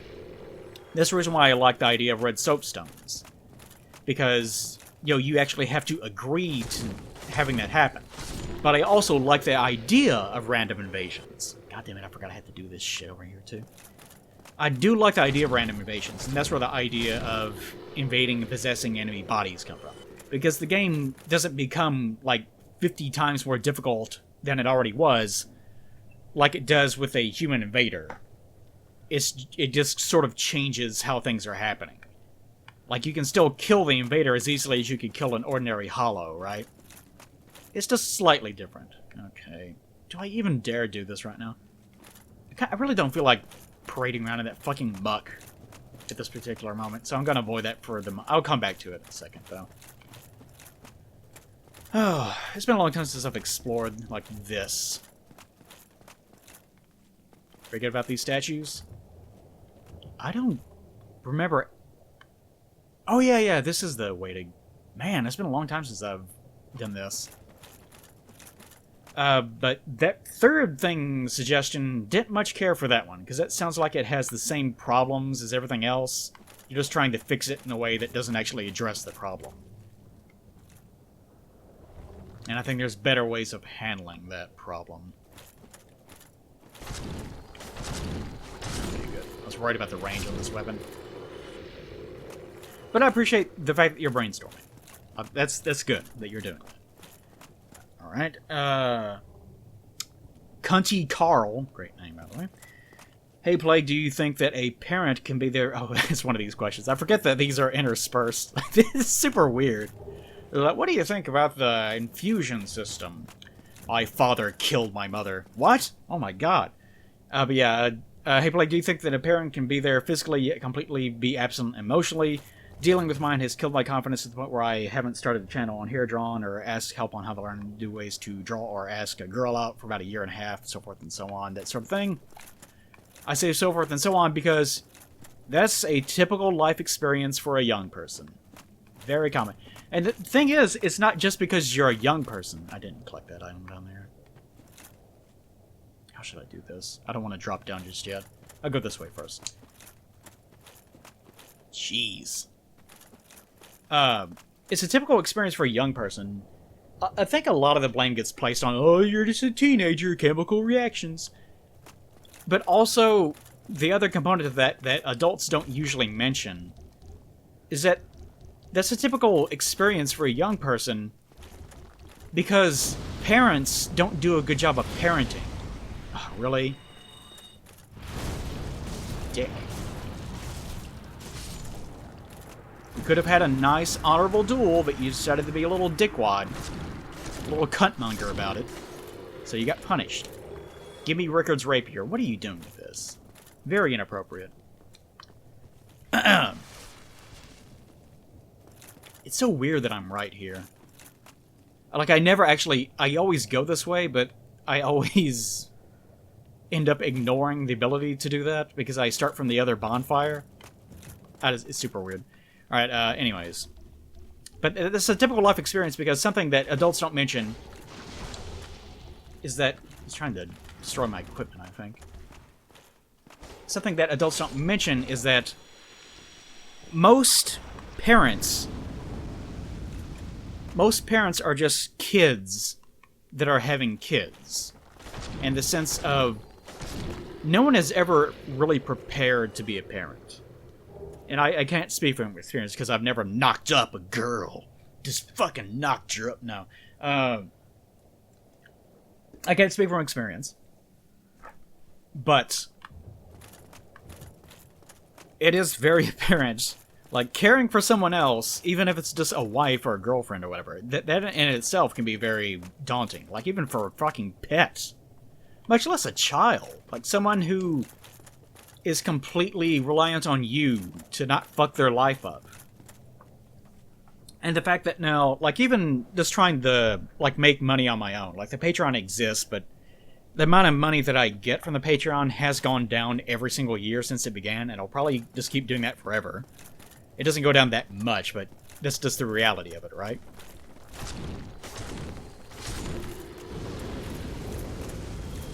But just trying to make money and to survive is a very worrisome, daunting experience. This is part of just being an adult.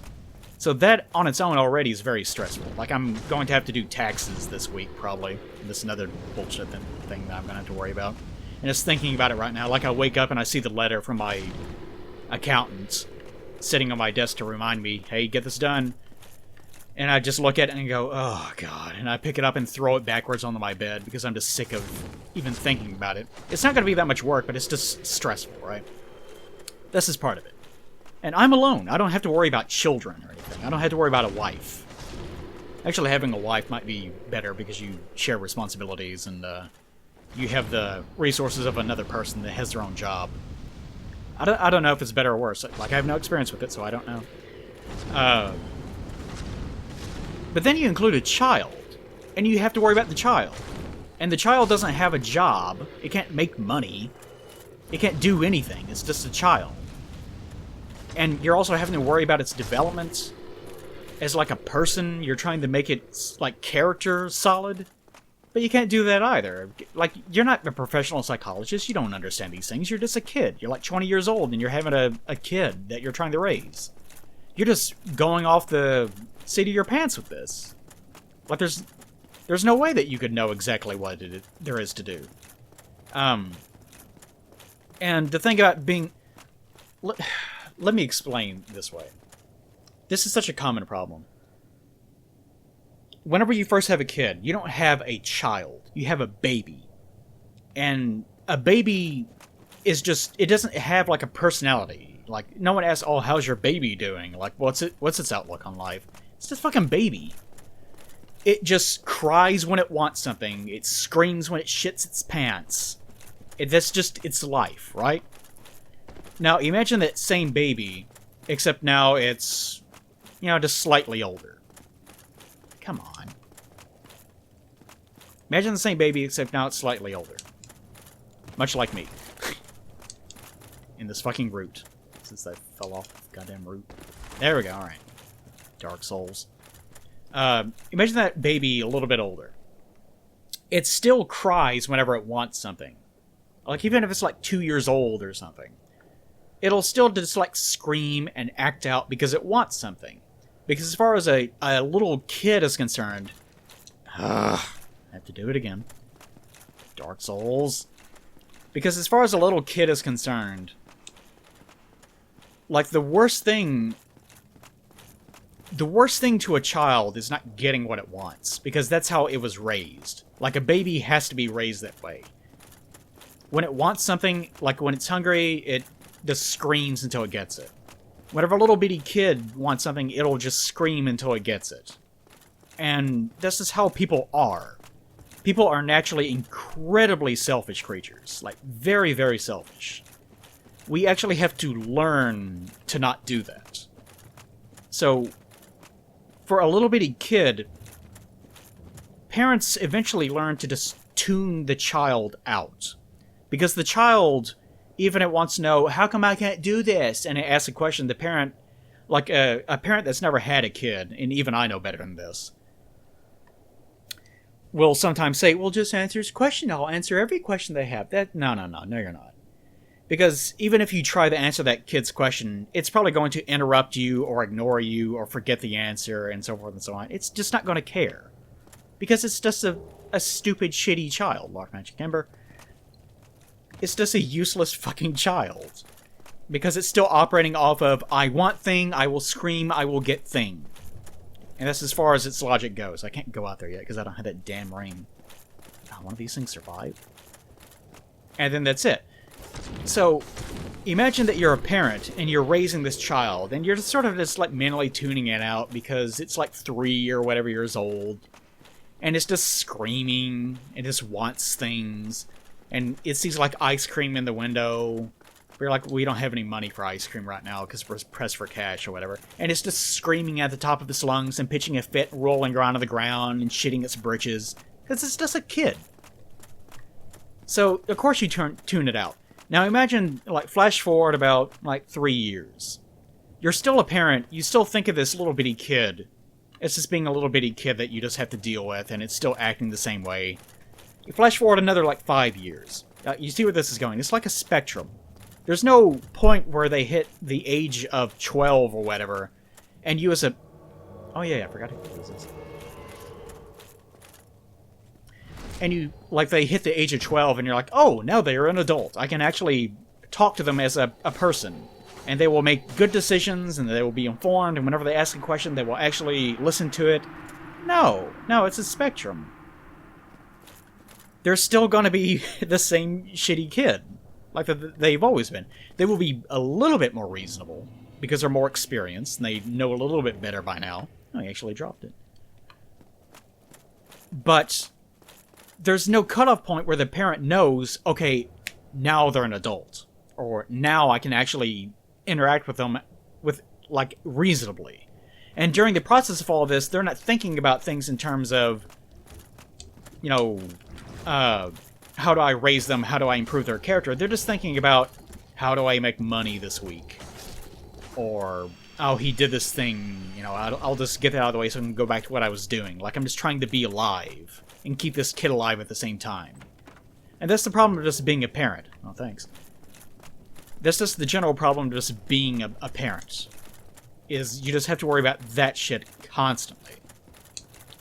So you can imagine how in the process of just being a kid, trying to raise a kid, and just trying to survive and dealing with this child that is not reasonable, like an adult would be, and it isn't even reasonable in the same way that a teenager might even be. And even teenagers are known for not being reasonable.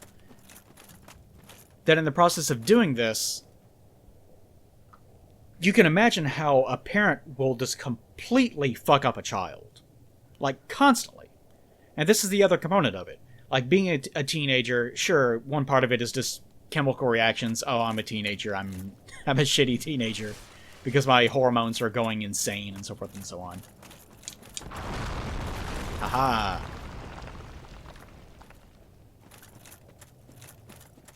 But the other component of it is that you're coming from a home that has parents that were not prepared, and never can be prepared, to be parents. So, speaking of parents, so the fact that you have a father or a mother that's shutting you out emotionally, or doesn't want to deal with you, or is shunning you, or whatever, that's super common. And that's part of the life experience of growing up, and it's also part of the life experience of being a parent yourself, and trying to make sure that you don't do the same thing. Because the more fucked up you are as a person, whenever you decide we're going to start having kids, the more fucked up you are as a new parent, the more fucked up your kid is going to be. So if you're not prepared to be a parent, and you start trying to raise a kid, that kid is going to grow up to have the exact same problem. And that is so common as a person, because we don't have much time on this planet.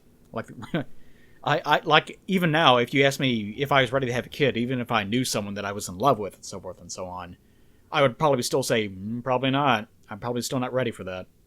And I probably wouldn't be until I'm, like, in my 50s. But we don't have time for that. Our biology dictates whether or not we can do that or not. And while it may be a good idea to have a kid in your 50s if you had an immortal, perfect Adonis body, you don't get that option. So that's the reason why we keep cultivating, like, generation after generation of people that just aren't prepared.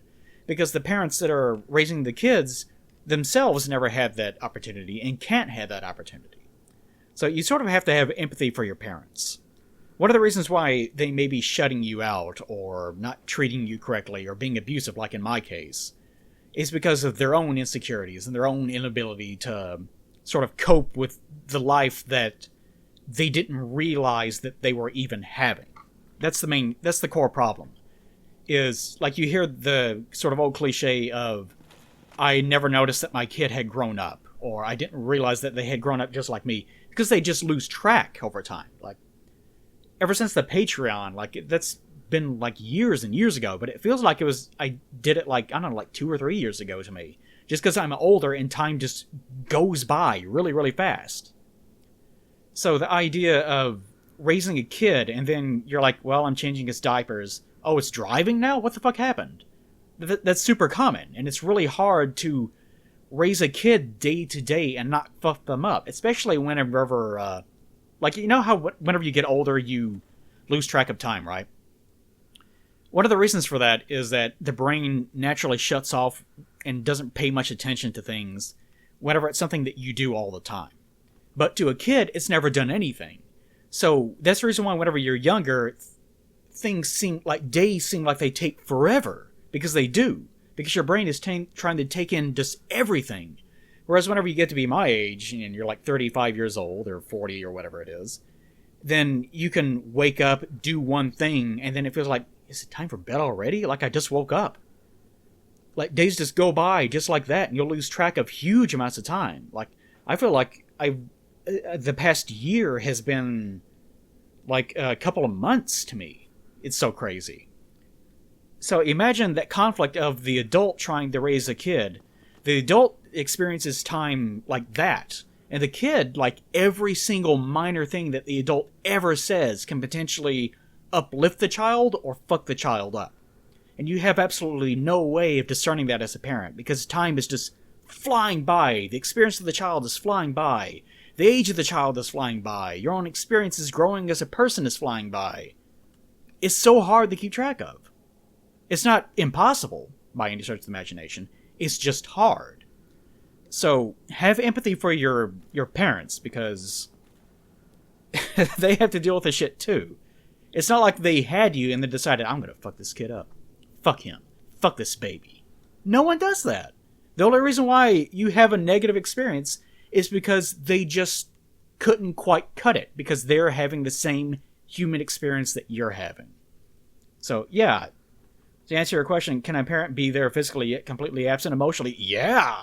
I should say so. Like, that was definitely the experience with me, in addition to the fucking physical and mental abuse. Hell yeah. Alright. So let's talk to this parent, and he also is not a very good parent, apparently. Because, that's weird. It's so weird that they're pulsing. I probably actually should kill them, actually. But the thing about him, holy shit, I forgot his name. Sigmeyer. Thing about Sigmeyer is that he is going on like this grand adventure. You know, he's being very selfish as a person. Like, he's just being a selfish person as opposed to being a parent, in his case. Because his daughter is looking for him, and he, like, we already know the spoilers, he ends up attacking her if you take that path. And even now, in like this scenario, if he dies here, he's also being selfish and trying to go out in this blaze of glory that doesn't really have any place. Like, he's just being very insecure and childish in doing that. There's no glory in sacrificing yourself like the way that he tries to in this particular moment. There's no reason for that. I'm thinking about the rewards that he's going to give me, whether they're going to be randomized as well. And in addition to that, the fact that he leaves home in the way that he does, there's not much information about it. Other than, apparently, his wife apparently is still alive, and his daughter is there to give a message from his wife. And it could be that his wife has since died, and she didn't become hollow, and now as a result of him feeling alone, he wants to sacrifice himself. Like, we don't know. It could be that she's still alive, and she's just giving him a message of, I moved on with my life and remarried, or something. We don't know. There's no way of knowing. And that's just part of it. But he left, is the point. Like, he left them behind. And you could make the argument that maybe he left because he felt like it was the right thing to do. I'm going to leave this one low health right here. Actually, there's another one over there. But his child is not like she was like a complete adult, I would imagine. She still sounds pretty young. And I imagine that's the implication. So the idea... Wow, this is actually a phantom.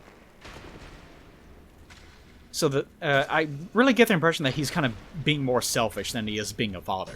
In the case of a Sigurd here. Or Sigmeyer, sorry. Fucking Dark Souls 3. Damn it. So I think he's, in his way, also being a bad parent in that sense. And this is part of being a parent, really. Is, you're weighing... I'll say it this way.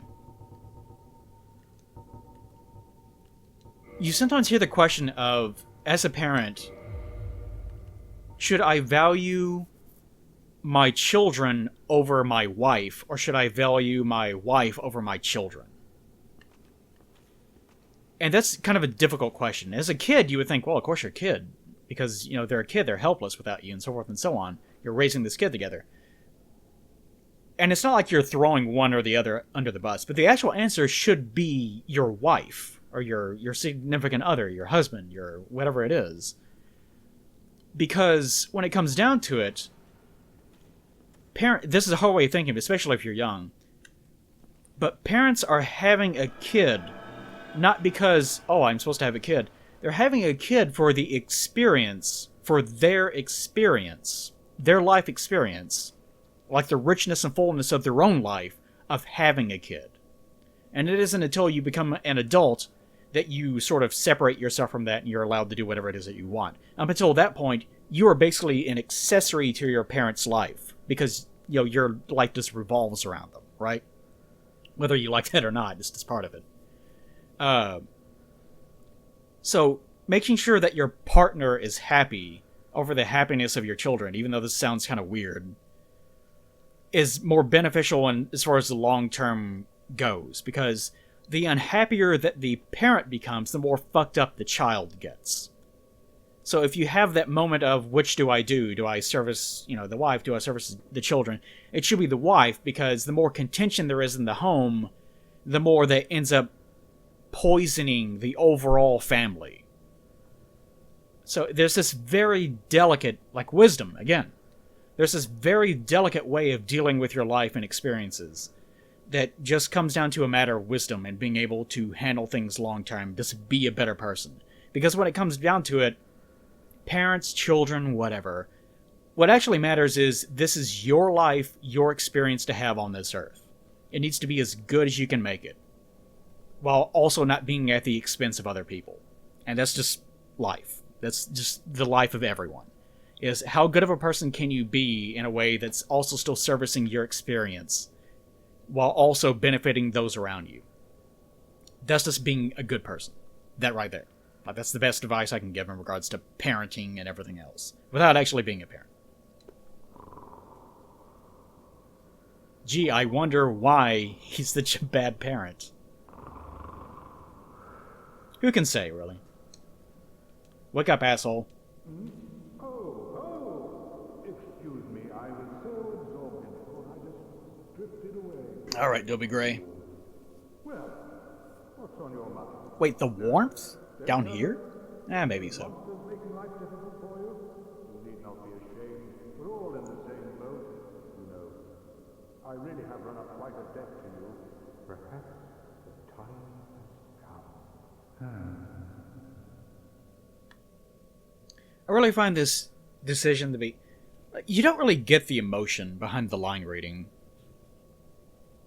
It feels more... It's almost callous the way that the line reading is. Like, maybe I should kill myself. It's just weird like that. But I was sitting here wondering if the fact that he's hollow... Like, he's an undead. So... The idea of, oh, I'll jump down here and I'll probably die in the process of clearing out these enemies. But if you're undead, I guess there's also the thought in your mind of, well, I'll be fine. I'll just wake back up at the bonfire. So, doing someone a solid, by doing something like that, seems less insane if you're undead. But does that mean that his, like, sacrifice of doing this is devalued? Like, the fact that he tries to do this, is it more sane or even more insane? Like, you get what I'm saying? It's just a lot to think about, and it's pretty interesting if you think about it. Fred, I have an idea. A good one, really. Uh-huh. I will rush those dire feelings, and you can slip away in the confusion. Please, Fred, I owe you much more than this. By the honor of the Knights of Katarina, allow me to assist you. And now, I go. Don't be slow.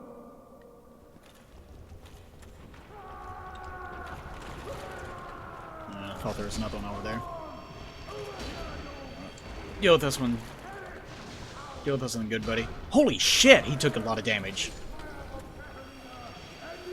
He took half... Oh, jeez. Oh, may not make it. No, no, no, no, no. Oh, man, that was close. Because he took, like, half of his health. He took half of his health from that one hit from one of these things, because they're just so overpowered. I guess he isn't getting, yeah, he's not a phantom, so he isn't getting lumped in with the rest of them. Whoa, that was very close. It wouldn't have mattered too much. It just would have meant that we don't have that extra scene, I guess. But you, didn't you get away? Well, you saved me, once again. Yeah, I really did. I'm exhausted. I think I'll have a rest. Oh, don't you worry. The ground below me is my pillow. I'll recover shortly. Oh, he sleeps standing up. The one real criticism I guess I would have of his sequence is I think the fact that they're trying to make him so comically over the top is actually doing disservice to his overall character.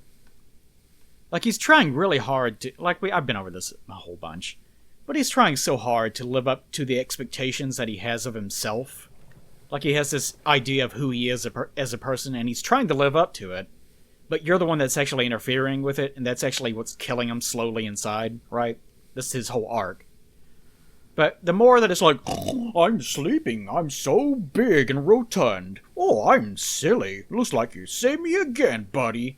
Like, the more that gets played up, the less impact I feel like it actually... That's the reason why I think people don't really think too much about him in those terms. Like, a lot of people say, oh, I love him, he's so silly.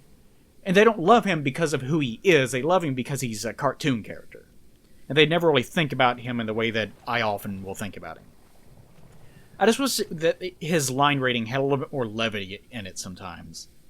Where you could actually tell that he was more depressed or felt completely lost in what he was doing. I don't know. Or maybe he should just snore more. Maybe that would be hilarious if you did that a bit more. Yeah, whatever. Alright, let's get out of here. Yeah, I don't think there's any... Oh, yeah, I forgot. I can't quite remember how to get out of here. I think it's this way and then to the left. Yeah, I think there might be... There's a couple of items in here that I'd like to check, and that's it. But we're not going to get through to Bed of Chaos in this particular episode. We've already been going for 2 hours. And we still need to get to the other side, which means I have to fight Centipede Demon to be able to get that stupid fucking ring. To where we can explore the outer skirts. Just to be able to see what the items are down there. Because why not? Why not? Actually, I have been thinking, since the remaster is coming out, I probably should be rushing through this a bit more than I have been. How do I get over there? Let me see. Hold on. I need to see whether or not this circles back. I love how it darkens the area and doesn't do anything at all. Okay, let's walk this way. See what's over here. Yes, okay, so I do have to go this way. It's been a while since I've done this. Okay, but there's like 4 more questions. I don't know if I can get it through them. Mr. Caravaggio, good reference. Plague, you seem to enjoy DS-style games that have an overall theme like Finality for DS1, and you enjoy talking about mechanical changes you would make. But what about story themes you create if they let you design one? I've actually... how do I say this? Sometimes I think about not making a game. Like, if I did, it would be like the Scary Lessons thing that I was talking about. How do I get over here? I can't remember. Oh, you have to go up steps, don't you? Yeah, there's some over there. I wonder. Completely forgot about that. Which means I'm gonna have to go back down. Great. But I've thought about this before. And I actually, in my head, you know how I was talking earlier about how do you write a story? If you have a bunch of scenes in your head that you've always thought about using, then you can do that. I do have that for, like, video game shit. No. I have this idea in my head that, of course, will never get made, nor should it. But I sort of internally, I've never really... I haven't explored it that much. But I have this idea about a setting that I sort of internally call a Red Star. And it's basically the idea of... Like, it's still sort of a fantasy world. But it's the idea of... What if... I wonder if I can make that jump. Thanks. Dark Souls. But what if the Earth had gotten so old that it had, like, the human species had gone through some sort of technological marvel stage and now was at the point that at some point, like, there had been some sort of cataclysm, like, it is sort of post-apocalyptic in a sense. But there had been something that had happened. God damn it. I'm trying to figure out how to get the hell out of here. There had been something that had happened that... It had basically wiped out most of technology and whatnot. So humanity is no longer superhuman or anything. So it's still sort of a fantasy environment. Sort of like Dark Souls in that sense. Like, whatever had happened a very long time ago, to the point where society basically had to reset itself. Like, it was really bad, whatever had happened. Basically just an excuse to have it be a fantasy setting, but also have, like, lingering elements of, like, sci-fi stuff everywhere. But the general setting would be... Earth had at some point been saved from the sun entering its red phase, to where it becomes huge and red, and... Technology at some point prior to these events had allowed the... sorry, I'm just trying to figure out how the fuck to get out of this place. I can't even remember. You have to go up the fucking roots somehow. Is it there? Oh, for fuck's sake. This is the reason why I hate coming down this place. It's such a shithole.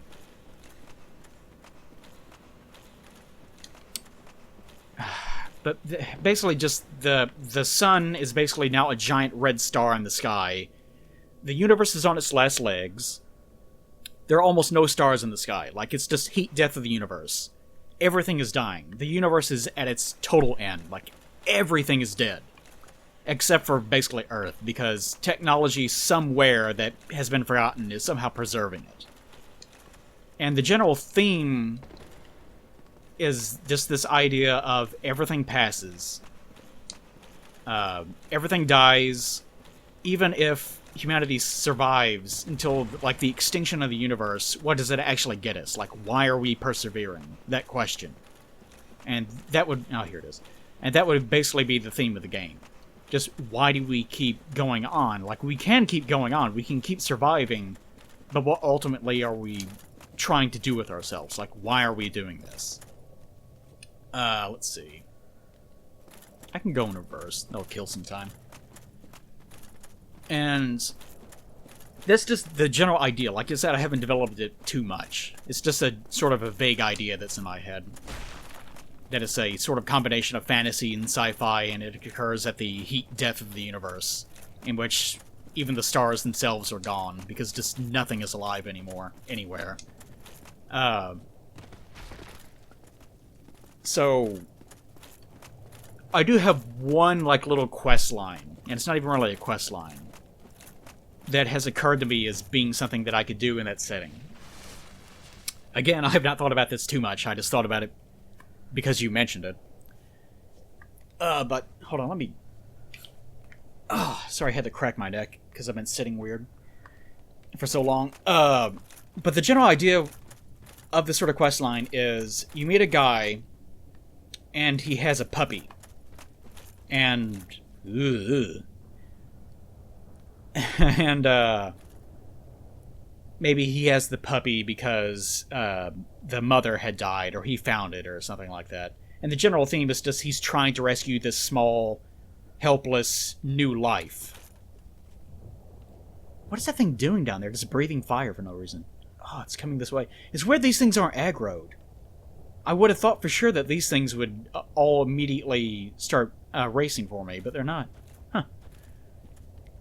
But the general gist of that entire questline would be, you get the impression as the player, there's no way that he can save this dog. Like, his goal is, I need to find food, I need to find shelter for this animal. But of course, this is like a dead world. And maybe there's, like, technology that is preserving the lives of humans, but nothing else. So this is like a fool's errand on his part. Like, he's trying to help this poor animal, but he can't do anything for it, really. And he's probably going to be destined to failure. So the quest line would be you basically encouraging him and trying to help him and saying, yeah, I'll keep a lookout for anything. Like, I'll try to figure out a lasting solution. And, like, ever so often you'll find, like, food or something, and you can bring it back to him, and he gets really excited of, oh, thanks, like, you know, I was getting really depressed, but you're really helping me through. Like, this is really helping me, you know, this is what's keeping me off the brink, you know, as it were. Sort of like a Dark Souls-ism, as far as a character art goes. But of course, you know, it doesn't matter how many, like, stray cans of food or whatever it is that you're finding. There's no possible way that you can actually help this guy and help this dog. So eventually the quest line ends. Like, maybe there is a way of rescuing it. I don't know. That seems like it would be like a New Game Plus sort of thing. But the general idea of the quest line is eventually you reach the dude. Oh, I don't have it with me, do I? No, I don't. Shit. That you eventually, like, one of the very last things that you can do with the dude is you find him and he's just like at a tiny grave, and that's it. Like, he doesn't talk to you or anything. You just had this silent confirmation of he ultimately, despite his best efforts, couldn't do anything to actually save this tiny little bitty life. And because that fits in with the same idea of what is the ultimate goal of perseverance. If, you know, everything eventually will come to ruination in this universe, this setting that is on its last legs and is going nowhere. And humanity has no, like, it can't use the technology to persevere any further. This is the limit. Why am I flying and why is my ankle broken? That's fine. So, like, that's generally how I would sort of theme things and how I would orchestrate them, as far as, like, storytelling goes. So, to answer your question, that, basically. That would be the general gist of things of how I would go about doing it. Sort of depressing, but maybe with the possibility of getting out of it. I was trying to look for anything. I'm not paying too much attention. No, I don't think I have anything that's going to prevent me from getting my asshole blistered open by this lava. So I think I'm fucked, pretty much. I can change out rings. That'll be the last thing I do, I guess. We'll see if this actually does anything. Is there anything else I can do? Fire defense. I think that's the only thing I can really do. Yes, I don't have that much. Oddly, I have not encountered too many ring drops in this game, which is kind of weird. Or maybe I'm just too used to the modern Souls games having shit tons of rings, so I'm not used to looking at something that's such a short list in the first place. And Blue Tearstone isn't going to do anything. I guess that's pretty much it. I'll just slap on Chloranthy. Alright, so looks like the only way that I'm going to be able to survive this is by trying to race across the lava. Maybe healing myself along the way. If I touch this lava and instantly lose like 1/2 of my health, then I know that's gonna be all she wrote. But I have to get to that right there, because that's where the bonfire is. I don't know if I can actually make it, though. What if I can get through one more question?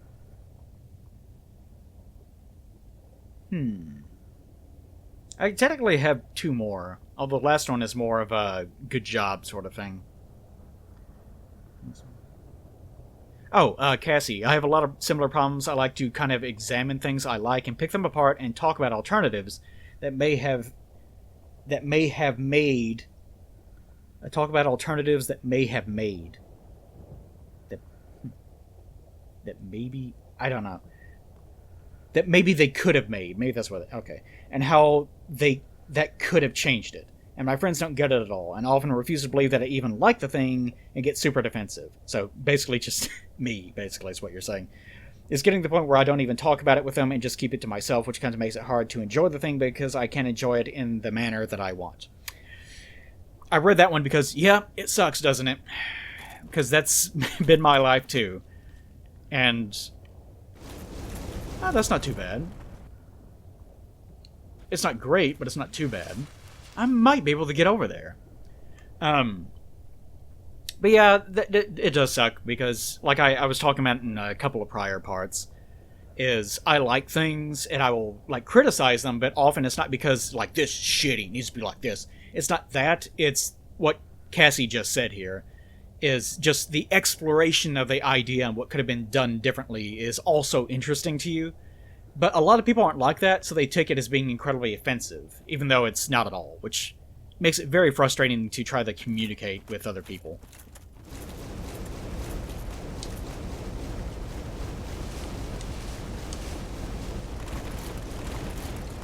Yeah. Ha ha ha! You were by my side all along. Excellent. Actually got around it. Now, I'll probably I still have to do the centipede shit, just because there's no way of exploring this area without actually, and getting those stupid items. Without actually getting that. Unless I just race for each one and die in the process. But we are here. This is it. I guess the only thing left to do is Calamite, Bed of Chaos. So that's gonna be an adventure. Oh man, that's a bad back end, isn't it? Bed of Chaos and Calamite. Black Phantom Calamite and Black Phantom Bed of Chaos. The Black Phantom Bed of Chaos doesn't matter. It's not gonna do anything, because it's still a puzzle fight. Oh, imagine if it wasn't, though. Imagine if you got to the very end and somehow it fucked with the health and gave it, like, negative health. So that it actually gave it, like, billions of health, so you couldn't kill it. Oh, man. I hope that happens. I want to be so angry about it. Alright, but we're at the end, basically. I just have to do that. Kill Centipede Demon, I guess I can do that. That's gonna make me fucking angry, but I can do it anyways. Bed of Chaos and Calamite, and then Gwen, and then we'll be done. And that'll be the end of the playthrough. What do you think about that, guys? What do you think about that? Alright, I'll read the last one. Jamio says, to be honest, Plague, I've become more confident in myself after watching your videos for the past 2 years or so. I asked a girl out who I never would have had a chance with, but things didn't work out, which is pretty shitty. Yep, this is how it goes. I've said that in the past, that if you see a girl, oh, she'll never say yes, ask her anyways, fuck it. Like, that's part of developing yourself. Like, your ability to take the risk of harming yourself, and then you come out of it anyways. Like, you have to. Because this is part of growing up, and that's how you build confidence in yourself. By failing, but then getting past it. That's how you do it. If you lock yourself in place and constantly, and just live in that moment forever, then you'll never improve. You never will, and you will just sit there forever. And I've talked about that before. Like, the question of, will I fail? Yep, you sure will. Will she say that she doesn't want to go out with me? Yep, odds are, yeah. Especially if that's the life of a male. I notice a lot of women get really confused by that. Like, well, if you dislike them, just say something. Women get to pick and choose. Like, not every woman gets, like, dick thrown at her, like, 1,000,000 times a day, obviously. But as a woman, you generally get to pick and choose. Like, people will come up to you and talk to you for no reason, other than just, it's my job as a male to talk to women. I need to be forward with women, be able to advertise myself, because genetically that's what we do. You know, just birds are the same way, you know. Fucking most mammals are the same way. Just the male is the one that has the least amount of energy input as far as the reproductive act goes. So the female has to be the selector because that's her job, biologically, and the male has to be the advertiser. That's the reason why peacocks are the way they are, you know, so forth and so on. So a lot of women don't really get that, of you're the guy, so you have to talk to hundreds of women, and you have to be interested in hundreds of women.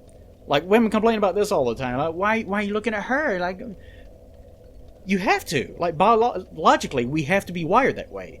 Because if we decided, oh, her and no one else, if we decided that for ourselves, no one would ever have children. Because you don't want to be, like, you don't want, from a biological perspective, you don't want it so that the male of your species is only interested in one out of every 1,000,000 people.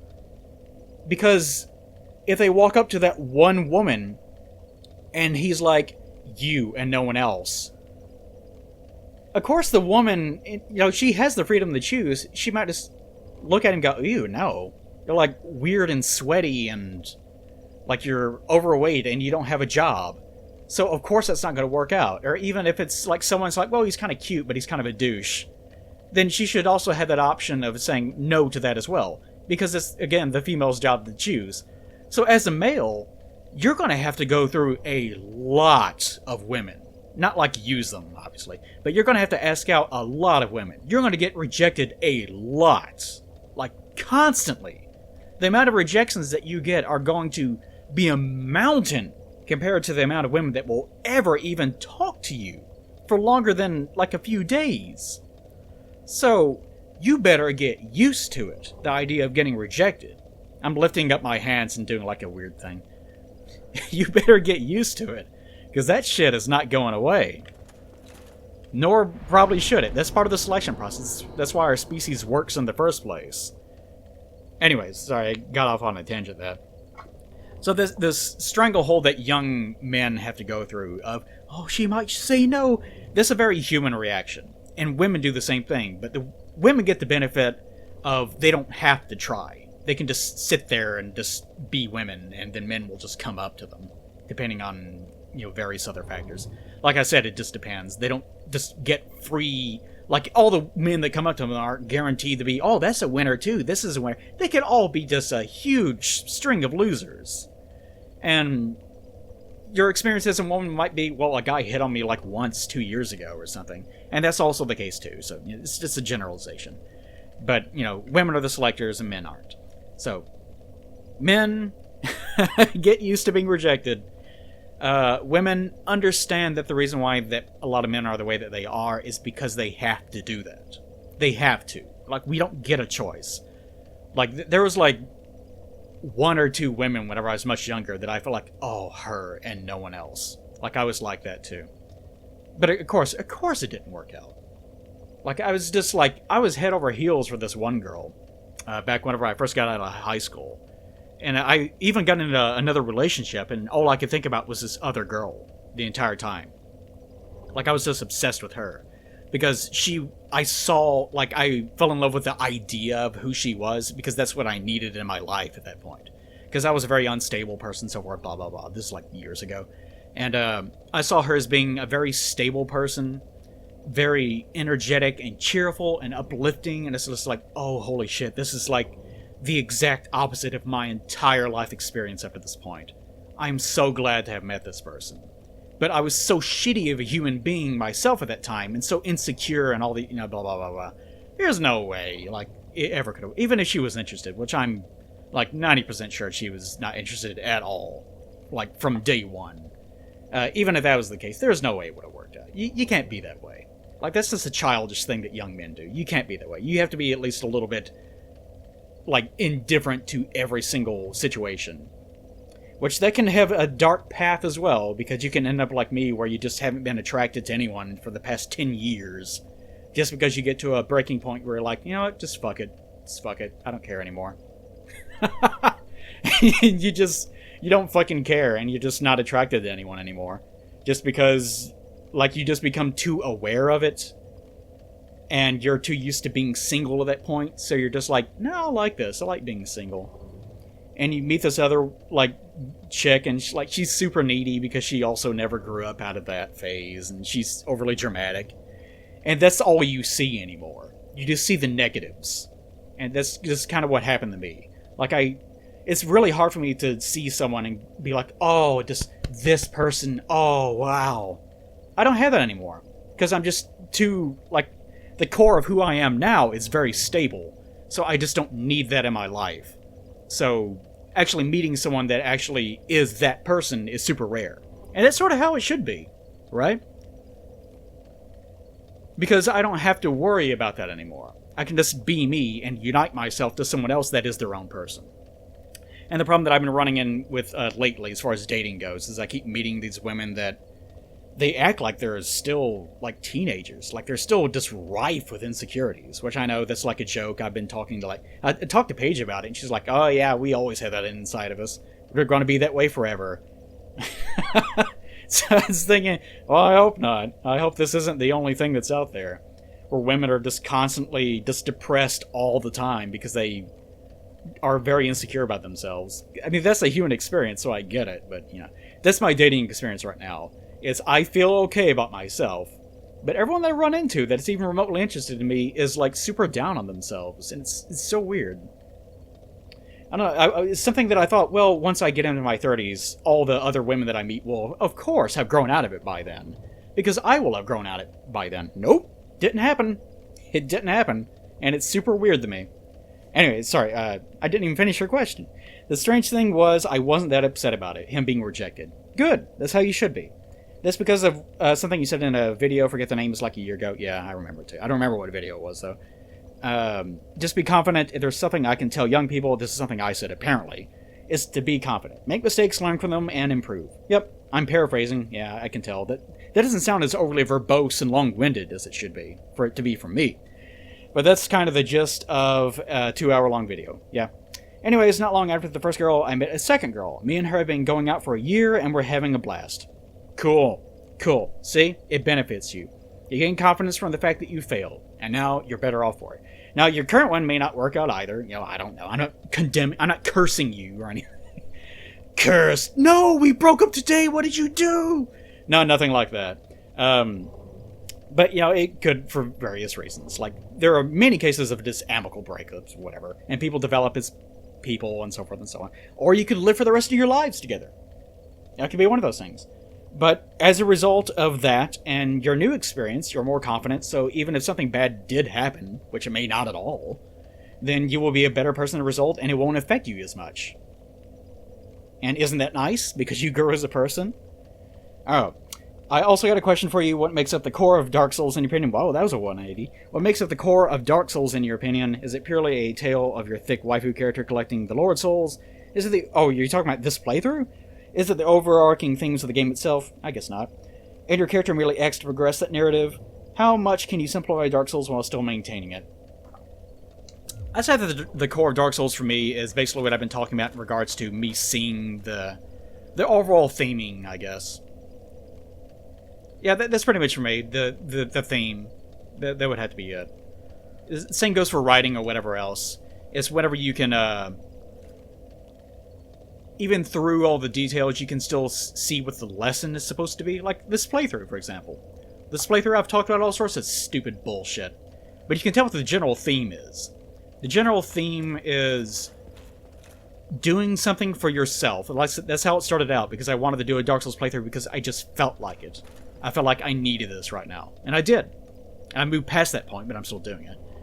But that's just the theme of this playthrough, is do what you need to do for you, be the person that you feel like you should be, have the wisdom to improve, make good decisions, but realize that you're going to fail a lot along the way, and that in turn is also going to make you a good person.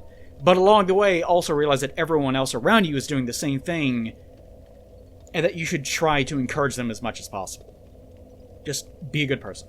So, theming. Like, the theming of Dark Souls is just the whole humanity thing of we are driven to hurt others because of our own insecurities, our own needs. And all the characters are like that as well. And even the general gameplay sort of reinforces that to some degree. It is so weird to me that the aggression mod is doing nothing to these dudes. But anyways, that's enough for now. I'm sure you guys are tired of listening to your podcast. Oh man, look at this lighting. That is so fucking sinister. Really wonder what the remaster is going to do to areas like this. Anyways, we can talk more about that later. Next month, or 2 months from now. I hope not. I hope I can get this done pretty quickly. There's probably only going to be 2 more episodes after this. I hope. Maybe just 1, I don't know. It depends on how quick I manage to... If it's going to be Beta Chaos, Centipede Demon, and Calamite, or to like 3 of the... Like, Calamite's not a bad boss, but he just takes a fucking long time. So stacking that on top of the aggression mod, buffing his health and damage, and the Gravelord shit also doing the same thing, that's going to be a long time. Beta Chaos is Beta Chaos. Centipede Demon is a shithead, terrible, terrible boss. Have to deal with that as well. And Gwen himself can be a problem child. Especially if you haven't been playing for a while and you're not used to parrying. But we'll see what happens next time, won't we? Alright. Leave your shitty comments in the comment section so that I can put them in my shit and then shit them back into a new video so we can all just roll around in it because we're filthy human beings. Yes! Alright. So glad the game didn't crash this time. Alright. See you guys next time. Say goodbye, Freeland. I guess I'll do an emote. Say goodbye, Nightmare Freeland in Nightmare mode. This lighting is so cool. Yeah. Oh, Freeland is so big and buff and burly. Such a sexy lady. Nick's been playing Chrono Trigger lately, so it's got me more interested in Ayla again. For my own reasons. God, I love Ayla. I love women like this. Alright, anyways, bye. Gotta find me a nice Ayla woman, this is what I need.